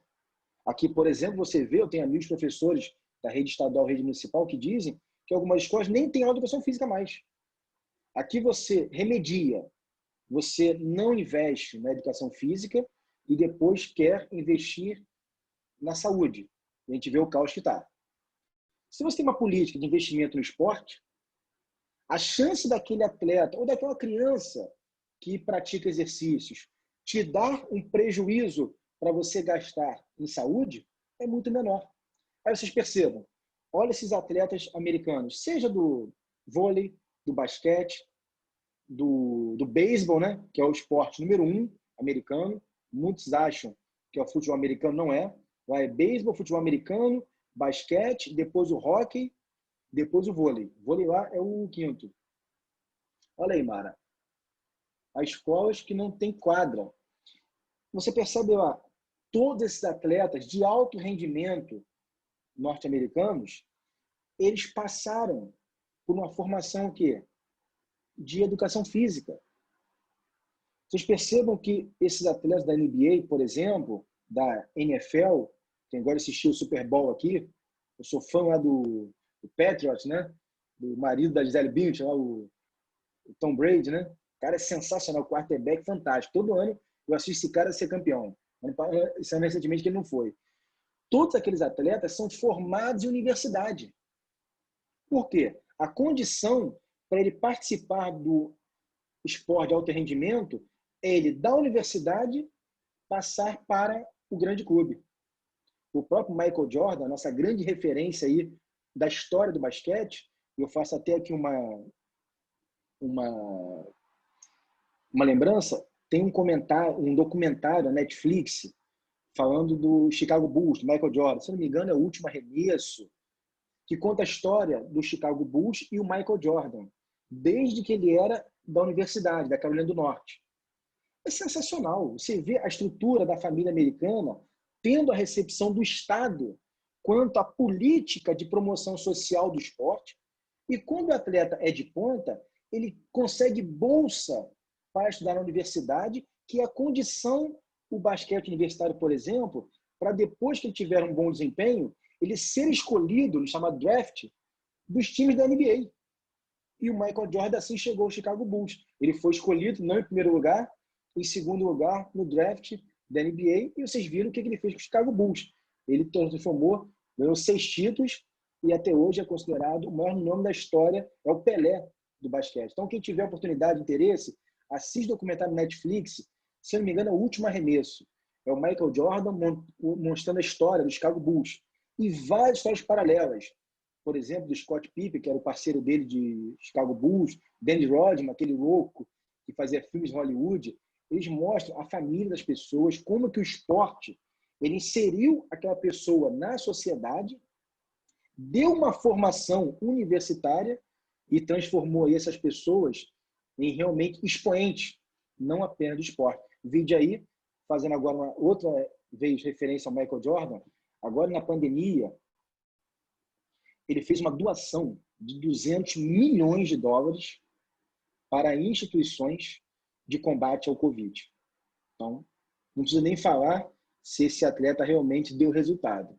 Ele doou 200 milhões de dólares agora em abril, na pandemia, para o combate ao Covid. Então, olha só, olha a diferença do Brasil. E aí o Ari Graça, nessa palestra que eu assisti lá no centro do Rio, salvo me engano, foi lá no Hotel Glória, ele fala sobre isso. É muito mais barato investir no esporte, o resultado é muito superior, você atrai patrocinadores. Por exemplo, o vôlei, quando foi para a mão do Ari Graça, ele fechou parcerias de patrocinadores sensacionais. Mas por quê? Porque ele deu visibilidade ao esporte. Aquela conquista em Barcelona, 92, nas Olimpíadas, dali em diante, percebam como que o vôlei no Brasil teve a sua evolução quanto a patrocínio. O próprio vôlei de praia, lembrando da época daquelas duas atletas, inclusive a mãe dessa atleta que foi fora Bolsonaro, a Isabel, que é uma grande atleta, uma referência do vôlei. E aí aquelas duas, foi Isabel e esqueci o nome da outra atleta, que foram campeãs em Atlanta, do vôlei de praia feminino, em Atlanta 96. Isabel, esqueci o nome da outra. Bom, depois daqui a pouco eu lembro. E aí você percebe como que a gestão do Ari Graça, faço aqui menção porque eu presenciei a palestra e saí de lá assim impressionado como que ela estava alicerçada no direito desportivo e nas políticas do governo no que tange a incentivo de promoção social ao esporte. Então, essa é a realidade da Constituição. Vocês percebem que a Constituição é muito resumida. E aí vamos ver mais à frente, conforme diz aqui, regulado em lei, o Código Brasileiro de Justiça Desportiva, a Lei Pelé, que é hoje a lei mais importante do desporto, é a Lei 9.615, de 98, é a lei que trata, por exemplo, do direito desportivo por si só, aliada ao Estatuto do Torcedor. Temos também a legislação específica do combate ao doping, que é inerente também à prática desportiva. Então, assim, a gente tem uma seara de trabalho esse semestre aí bem intensa. Temos aí, eu vou passar para vocês com calma todos esses dispositivos, vou postar no mural de vocês as legislações, a Constituição é meramente esse artigo, mas eu coloco lá também. Espero aí que a gente possa ter um semestre de muito debate. Vamos ter a parte também fundamental, que é a parte desportiva do trabalho. A gente vai aprender o contrato especial do atleta esportivo, a questão das indenizações, transferências, o clube formador. O clube formador, por exemplo, vocês sabiam que o atleta Wagner Love, ele foi formado aqui no Campo Grande? Sabiam disso? O Wagner Love, ele é formado aqui na base do Campo Grande. E assim, toda vez que o Wagner Love é vendido, seja onde estiver, 5% do valor da venda vem para o Campo Grande. Ou seja, está na Lei Pelé. A Lei Pelé traz ao clube formador essa oportunidade de sempre ter uma, vamos dizer assim, uma remuneração, né, quando o atleta se transferir. Então, já fica chancelado na FIFA, no cadastro do atleta como profissional, o clube formador. E toda vez que ele é negociado, o clube formador tem essa rentabilidade. É uma pena que a gente não vê o Clube Campo Grande onde deveria estar. Uma pena que fica muito triste. Hoje, eu tive lá recentemente, a quadra está muito bonita, é um atual vereador que está administrando aí, a gente espera que faça o melhor possível. Até fizemos já jogos da OAB estadual aqui em Campo Grande. O gramado ainda não está muito legal, mas realmente é muito triste. Eu, por exemplo, não sei se vocês aqui já foram assistir algum jogo no campo. Eu assisti em 95 um jogo Flamengo em Campo Grande. Na época, o ataque do Flamengo era Romário e Sávio. E o Flamengo era aquele do... Então, o Vanderlei Luxemburgo como treinador. Na época, o Luxemburgo sabia treinar, agora a coisa está feia para ele. Mas, enfim, eu assisti Flamengo em Campo Grande com o Romário, aqui no Itaú Del Cima, que é o estádio aqui, que poderia ser uma grande referência. Inclusive, não vou citar nomes aqui, mas quando o Flamengo, em 2015, desculpa, reformou o estádio da Portuguesa, da Ilha do Governador, lembram disso? Quando reformou o estádio da Ilha. Eu fui assistir vários jogos lá também. Na época o Diego foi contratado. Eu lembro, era Diego Guerreiro, isso aí. Nós tínhamos lá um gramado que o Flamengo importou da Espanha, o mesmo gramado que tinha lá no estádio da Portuguesa da Ilha era o gramado do Camp Nou, em Barcelona, na Espanha. Muito melhor que o do Maracanã. Colocaram refletores e eu fui assistir vários jogos lá. Conclusão. Eu tenho um amigo que faz parte do jurídico do Flamengo, o Thiago, que me falou assim, Rodrigo, o Flamengo queria o Campo Grande. O Flamengo veio em Campo Grande. Ele queria revitalizar o Itaú Del Cima, melhorar as arquibancadas, repaginar o gramado e a melhorar a estrutura em volta e a revigorar a estação de trem ali atrás. Quem não conhece aqui, Itaú Del Cima, logo atrás tinha uma estação de trem. Para o comércio local seria sensacional, mas por questões políticas, na época o Eduardo Bandeira de Mello, né, atual candidato a prefeito do Rio de Janeiro, disse que não ia negociar com política, que ele queria realmente alugar, fazer uma parceria, mas para Campo Grande foi muito triste. Teremos aí talvez hoje um clube Campo Grande todo reformado, assim como o Flamengo deixou a Ilha do Governador. Um tapete. O gramado era sensacional. Mas, enfim, faz parte, né? Acontece. A gente... Ó, o Robson está citando aqui, ó. Década de 80, Zico e companhia. Robson, em 80 e início de 90, quem jogou no Campo Grande foi o Roberto Dinamite. Roberto Dinamite, o grande, vamos dizer assim, personagem do Vasco, né? Talvez equiparado ao Zico aí, em termos de glamour, de projeção. Ele jogou no... Eu fui assistir, perfeito, Robson. Eu era muito pequenininho, década de 80, eu estava nascendo ainda, por favor, não vou entregar a minha idade aqui. E eu lembro meu pai ter me levado, meu pai tricolor, eu flamenguista, mas a gente foi torcer para o Campo Grande e o Roberto Dinamite era o camisa 10. Olha, sensacional. Boa lembrança, Robson. Muito legal. Você vê, nostalgia, né? A gente fala de direito esportivo. Mara assiste um jogo dele aqui, pô, que legal. Campo Grande sempre revelou. O próprio Adriano, nosso imperador do Flamengo aí, né? Ele foi o lateral esquerdo do Campo Grande da base. Poucos sabem disso. O Adriano não era atacante da base, era lateral esquerdo. E jogou aqui no Campo Grande também. Deixa eu ver quem me perguntou aqui. Bangu também, claro, Robson. Bangu sempre foi. Bangu até hoje, né? O Bangu é muito mais organizado. O clube lá, você vê que participa da Série A do Campeonato Estadual. O Campo Grande, agora que retornou para a Série B, tá naquele processo de tentar retornar. O Campo Grande, poxa, foi campeão da Série B nacional. Quem não conhece aqui é a Taça de Prata. Salvo me engano, em 84. Taça de Prata.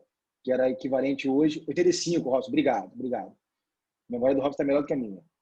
E aí, então, você tem o Campo Grande, a Taça de Prata, equiparada hoje à Série B do Campeonato Brasileiro. Olha só o que nós temos aqui. Infelizmente, espero assim, e todo o apoio possível e toda a sorte para a atual gestão. Espero que o Campo Grande volte a ser o Campusca, né? Lembrado aí por todos no cenário, pelo menos do Campeonato Estadual. Sei que o brasileiro é impossível, mas o Campeonato Estadual Série A, assim como o Bangu está, e com todo respeito a Bangu, final do Maracanã Curitiba, perfeito, Robson. Todo respeito a Bangu, mas Campo Grande tem um poder aquisitivo muito superior em termos de tributação, de empresas, de PIB, na verdade, falando assim, né?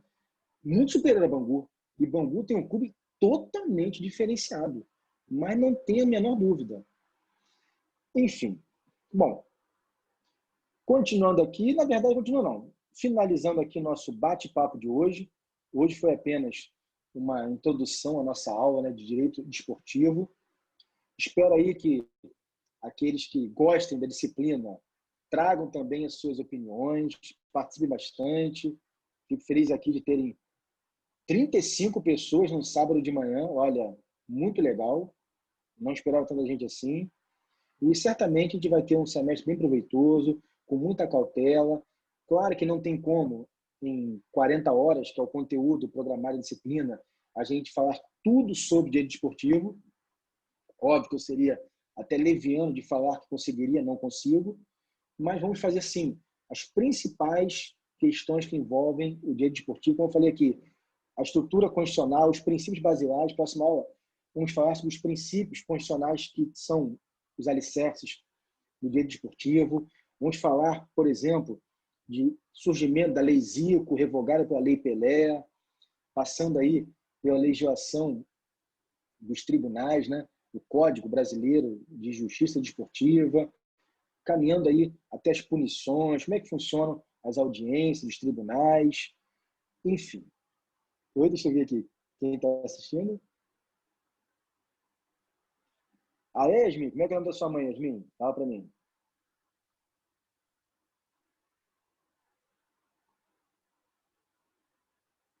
Yasmin, como é que é o nome da sua mãe? Ah, Simone?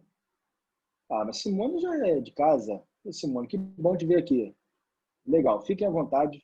Espero que esteja, pelo menos, sendo um pouco útil para vocês em pleno sábado de manhã, né? Pelo amor de Deus. Mas, enfim, galera, queria, antes de me despedir de vocês aqui, deixar aí a palavra a cada um de vocês que queiram se manifestar. Ratificando aqui, obrigado, Yasmin. Obrigado, Yasmin. Mara também, que participou bastante. Robson aí com as informações. Eduardo. Tem uma pergunta que eu perdi a passada no início da aula, acabei não perguntando. A Diga. dança, ela se enquadra no desporto? A dança Porque eu vou ter artística. outro... porque assim, o que eu fiquei numa dúvida quando o senhor começou lá a falar, porque assim, hoje eu vejo os clubes de futebol se entrelaçando no carnaval. Esses caras só fazem coisa mediante dinheiro, né? Então, eles poderiam estar vendo alguma vantagem no artigo 217, lá no inciso segundo, conseguindo, na realidade, receber recursos, verbas públicas junto ao carnaval, se ele for tratado como um esporte, se ele for amparado no desporto, o carnaval porque assim, eu não vejo uma ligação dos clubes de futebol igual o Corinthians. O Corinthians agora tem A Gaviões. A Gaviões, entendeu? Então, O Palmeiras tem a mancha verde também. esses caras Casa Verde, Casa Verde. esses caras veem vantagem em alguma coisa, entendeu?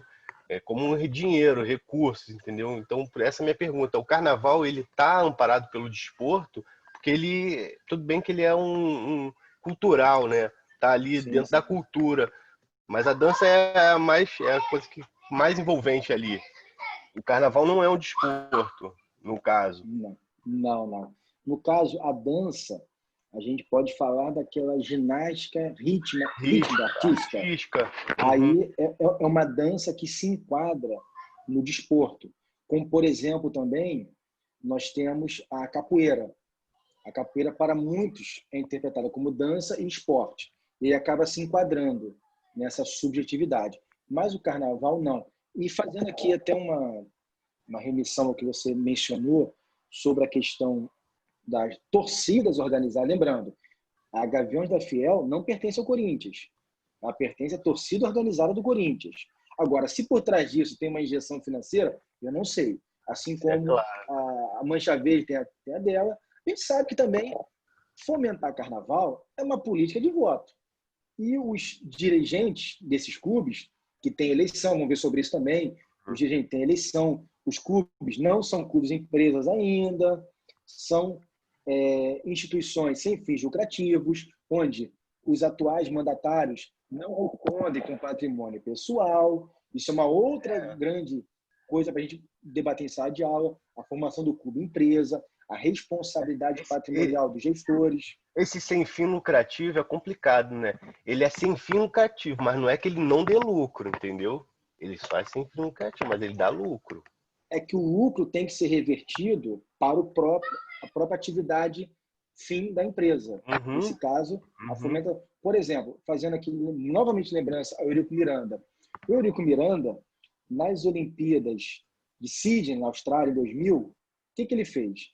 Ele criou um departamento olímpico no Vasco e começou a patrocinar atletas de tudo que é jeito. Vôlei de praia, não sei o quê. Conclusão, os atletas foram às Olimpíadas, o Vasco não pagou ninguém, como sempre, né? Não pagou ninguém, e todos eles entraram com ações contra o Vasco. O que o Eurico Miranda fez? Desculpa, má versação do dinheiro. Ele pegou um dinheiro que era do futebol, de arrecadação, e versou tal dinheiro, destinou a esporte olímpico. Não que o clube não tenha isso no seu estatuto. Cada clube tem seu estatuto, tem lá o seu conselho deliberativo, eles têm obrigação de investimento. Por exemplo, o Flamengo, ele tem que investir no remo. A história, a origem do Flamengo é remo. A origem dele é remo. É Clube de Regatas Flamengo, com sede ali na Lagoa. Sempre foi. Tanto que o clube do Flamengo, ele fica na Gávea, não é no Flamengo. E a sede do remo é na Lagoa. Ou seja, existe também a política interna de cada clube, em que pese ter essa autonomia, hoje já se estuda essas ideias, né, da própria questão daquele refis do futebol, para os clubes terem a certidão negativa de débitos, desde que eles tenham lá a comprovação do contábil. O Flamengo hoje, que sempre foi tido como grande devedor, e sempre foi mesmo, essa gestão aí, que foi consolidada de 2013 para cá, do Eduardo Bandeira de Mello e agora com o Landim, é uma gestão que mudou a história do Flamengo. O Flamengo tinha uma dívida de 850 milhões de reais em 2013. Hoje, a dívida do Flamengo não chega a 300 milhões e com tudo sendo pago, parcelado, com certidão negativa de débitos. Coisa que talvez poucos clubes no Brasil, eu sei que o Atlético Paranaense também tem uma gestão muito próspera, mas não tem a intensidade de captar recursos que o Flamengo tem, por exemplo. Mas você vê um gigante como o Vasco da Gama, por exemplo, a gente brinca assim com o Vasco, mas o Vasco, com todo respeito, a torcida não é tão menor seguindo o Flamengo, não. É um clube com uma capacidade de arrecadação absurda no Brasil inteiro. Talvez se equiparando ao Corinthians, que o corintiano fala que é muito mais do Vasco. Eu não acredito. Mas eles colocaram uma diretoria muito boa, né? Que vem de mercado, né? O Landim foi ex-presidente da BR Distribuidora. Mas começou com aquele diretor deles, esqueci o nome do diretor. BAP. Belotti. Que não é nem diretor ele. ele que conseguiu o patrocínio pro Flamengo da BR. Então são os Sim. caras que eles sabem o que estão fazendo, entendeu? Sim, E sim, ganhamos sim. o Flamengo, entendeu? Como era, por exemplo, o Arthur Sendas, quando o Eurico Miranda não era presidente. O presidente era Antônio Calçada, o português, que tinha uma transição muito boa com os empresários, Arthur Sendas era um deles, e naquela época o Vasco tinha muito dinheiro. Por quê? Porque você tinha uma gestão. Aí depois que o Eurico de vice virou presidente, a coisa desandou. E o Flamengo hoje é uma realidade. Por quê? É uma gestão séria. Você vê aí, o Bandeira de Mel, quando assumiu lá em 2013, ele falou, contrata ninguém, vamos arrumar a casa e depois vamos ter um horizonte bacana. A torcida comprou. Veio o Bandeira de Mel, que foi presidente do BNDES, veio o Fred Luz, que também hoje é candidato a prefeito. Fred Luz foi CEO da loja americana e é um consultor de gestão das grandes empresas no mundo. Sabe aquela indústria cervejeira, que são 3 irmãos sócios no mundo? O Fred Luz é consultor deles. Esse cara tem capacidade. Eu tive o privilégio, ano passado, de bater papo 3 horas com o Fred Luz aqui em Campo Grande. O cara tem uma visão de gestão absurda. Ele me contou rapidamente a história da Americana. Ele disse que entrou na Americana como atendente. E a loja Americana tem uma política de crescimento da empresa, que era o seguinte, você ficava 2 anos na tua função. Se você era atendente, o teu setor tinha um encarregado. O teu encarregado, após 2 anos, ou seria mandado embora ou seria promovido. De que forma? O encarregado tinha que treinar o subordinado para ser melhor do que ele.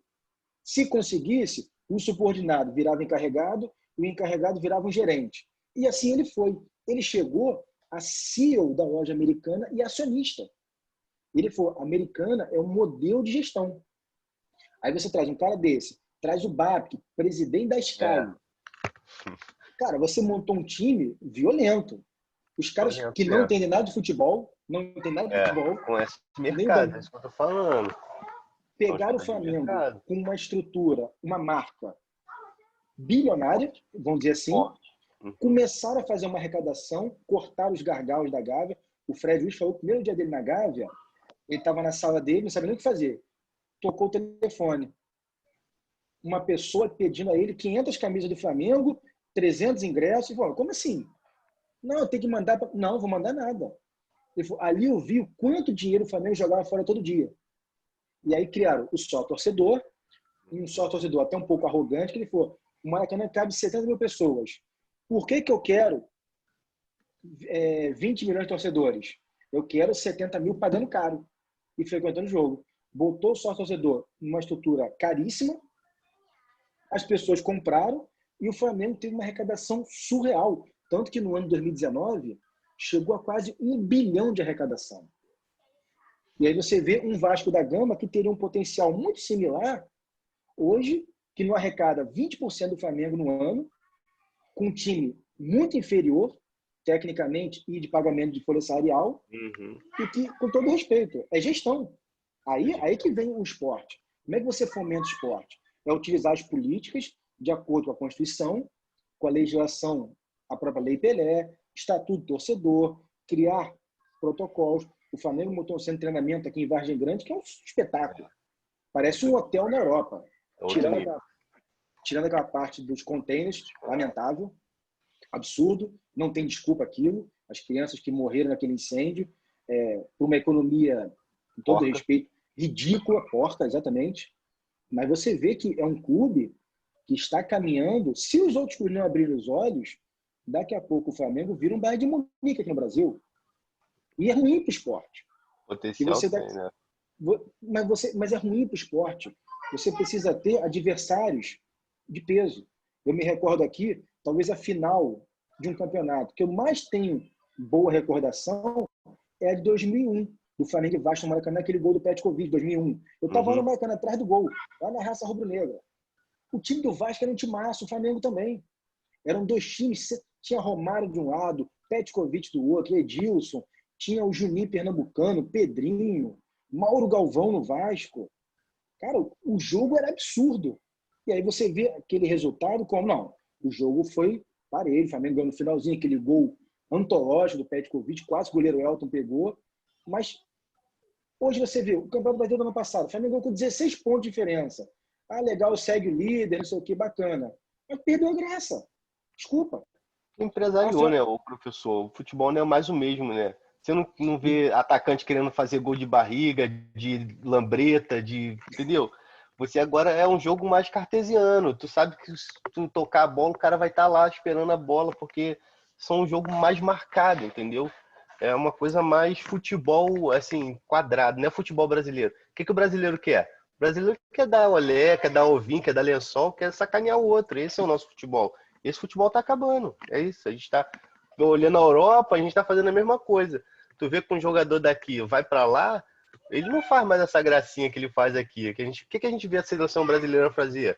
É dar olé, a gente quer olé, isso aí, ovinho. E sacanear o cara no final do jogo, entendeu? E isso tá acabando. Isso tá acabando. Porque a gente tá se igualando ao futebol europeu, que a gente é carta marcada, não. A gente sabe exatamente, eu posso estar de costa que eu sei que o jogador vai estar ali. Entendeu? Então ele vai tocar a bola ali sem ver. Entendeu? Não é que o cara é bom de futebol, é que o cara é treinado para aquilo. Entendeu? O futebol.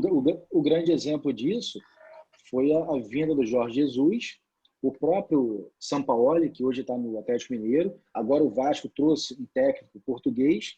O que significa isso? Ele está falando de gestão. O técnico de futebol é um gestor, como se fosse um gerente daquele time. E aí você tem hoje, você falou muito bem, Cristiano, essa brincadeira sua, mas tem um fundo de verdade. O gestor hoje do futebol brasileiro não pode ser mais aquele do Fluminense que estourou a champanhe quando saíram da Série C para a Série A.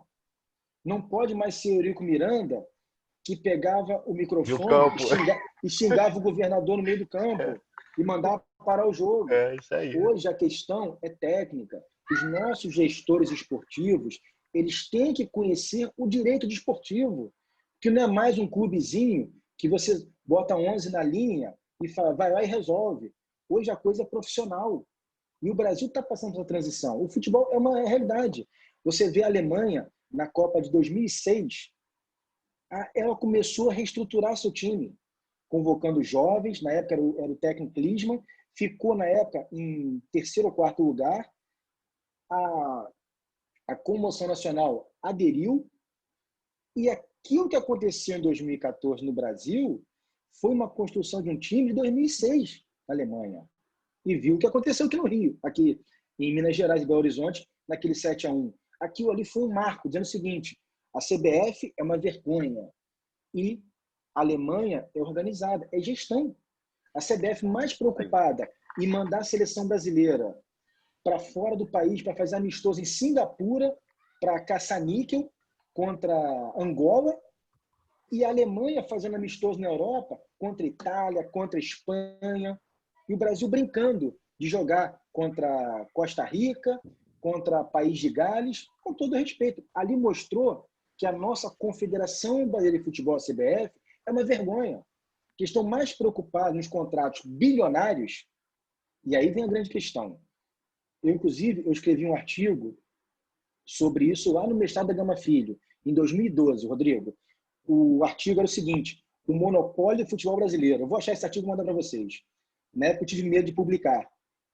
O professor entrou queria que eu publicasse. Fiquei com medo por quê? Nesse artigo, eu falo sobre o monopólio do futebol brasileiro. E eu faço uma analogia com o petróleo. Porque o petróleo não é monopolizado pelo Brasil? Só o Estado é que pode perfurar e ter frutos? Sim. E o futebol? O futebol, vamos lá. Será que o futebol pode ser entregue a uma empresa privada, que é a CBF, onde todos os ex-presidentes ou estão presos ou estão respondendo processo criminal? E aí eu digo a vocês, o que é a camisa da seleção brasileira? É a nossa bandeira. Não é a nossa bandeira? A representatividade da gente lá fora, com certeza. E aí a CBF assina um contrato com a Ambev de 4 bilhões de reais. Esse dinheiro vai para onde? Não sofre nem auditoria do Tribunal de Contas. E aí eu defendia, nesse artigo, que o futebol brasileiro deveria ser monopolizado pelo Estado. Ainda que permitido a entidades, por exemplo, organizar campeonatos. Mas a exploração da seleção brasileira é explorar a bandeira nacional. E aí você tem o quê? Você usa a bandeira nacional, capta bilhões não sujeitos à fiscalização E você tem, por exemplo, o futebol feminino.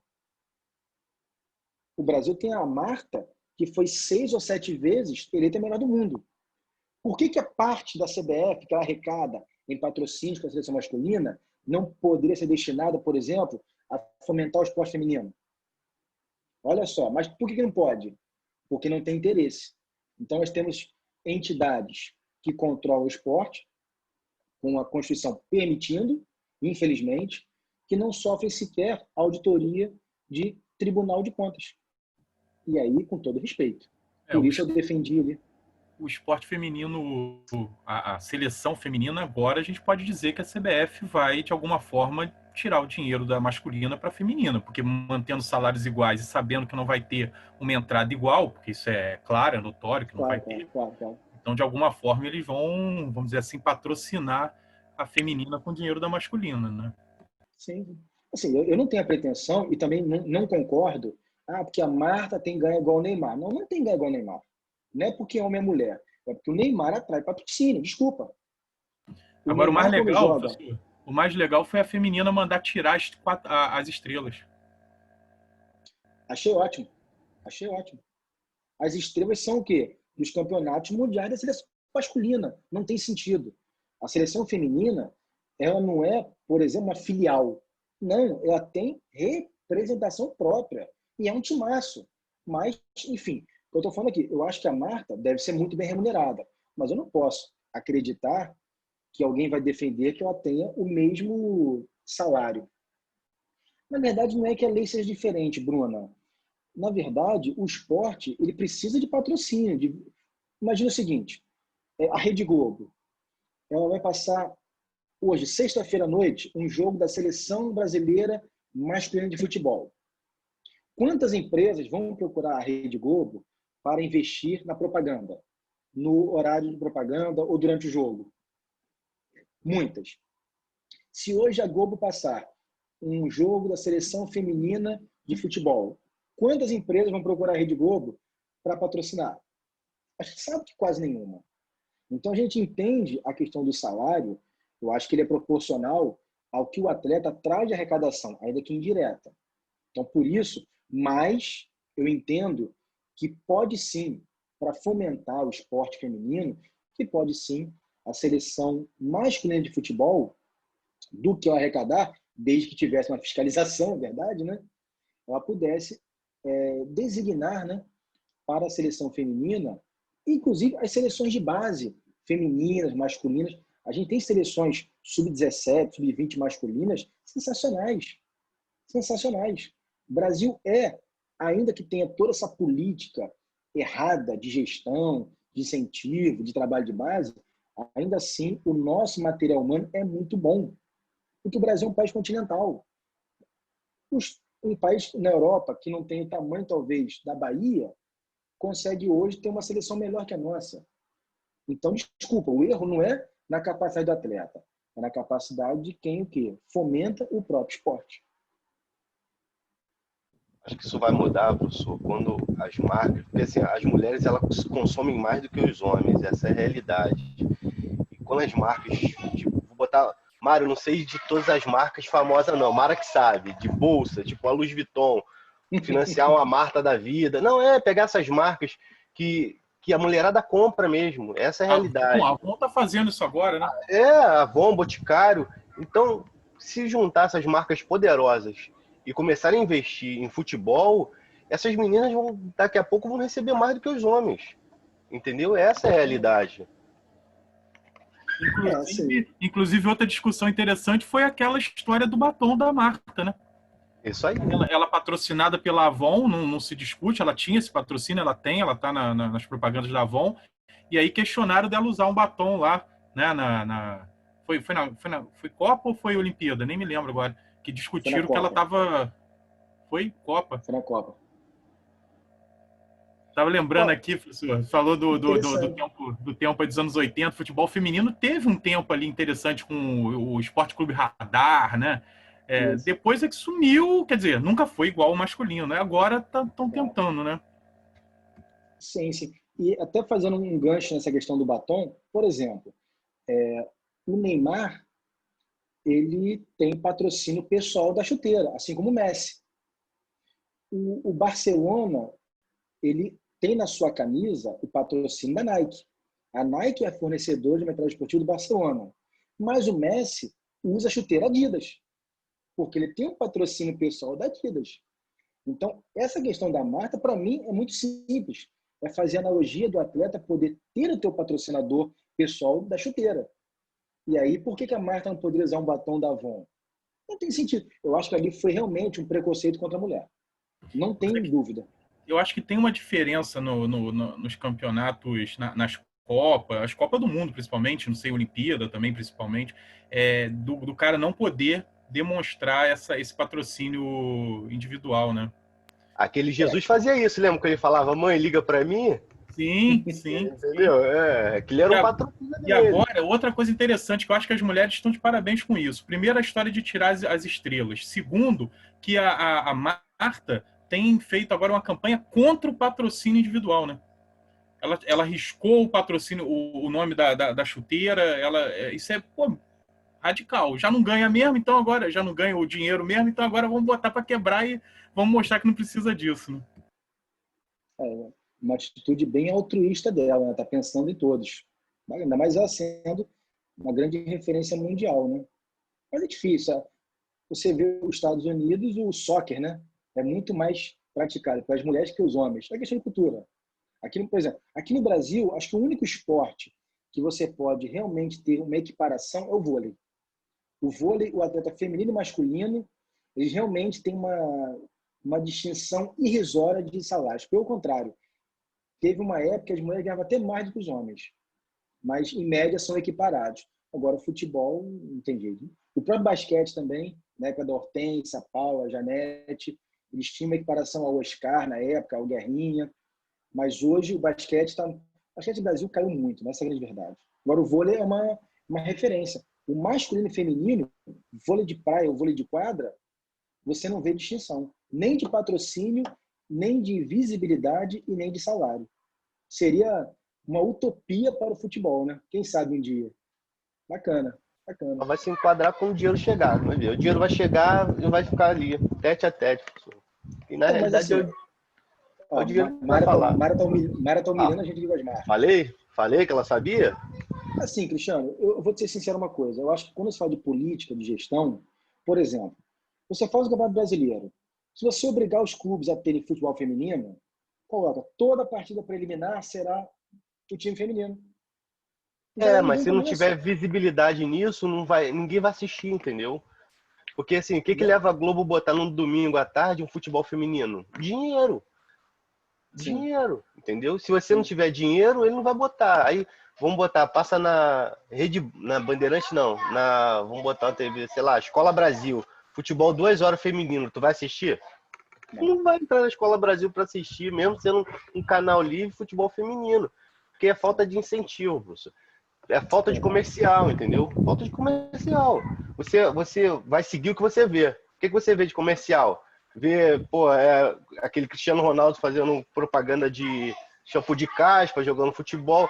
A maioria dos comerciais jogando futebol é para homem, entendeu? Agora, se você ver uma mulher, se começar a ver uma mulher, vamos botar com a bolsa, deixa eu ver aqui, da Gucci, pisando numa bola, você vai começar a mudar o entendimento que a mulher joga futebol também, mesmo com a bolsa cara. Entendeu? Então, você vai passar a enxergar o futebol de uma outra maneira. Então, falta investimento. Mas é isso. Bom, meus amigos, o papo está maravilhoso, mas preciso me despedir de vocês. Inicialmente aqui, antes de finalizar, queria agradecer a todos vocês pela presença hoje. Tivemos aí, em média, 40 pessoas assistindo a aula. Muito bom, muito legal. Espero que tenha sido útil esse primeiro contato e vamos desenvolvendo conteúdo aí no decorrer das aulas, mas sempre com essa participação de vocês. Por favor, tragam exemplos, participem, me interrompam, e, por favor, abram um vídeo. Rodrigo, Márcio aí, obrigado. Isso aí ajuda muito a gente estar aqui do outro lado. Você não tem noção como é ruim para a gente ficar aqui e todo mundo fechado aí. Mas valeu mesmo. Grande abraço a todos. Paulo, obrigado, irmão. Fiquem com Deus e até alguns quarta e outros quinta-feira em processo civil. Tchau, tchau. Fiquem com Deus. Um abraço. Abraço, professor. Valeu, professor. Um abraço.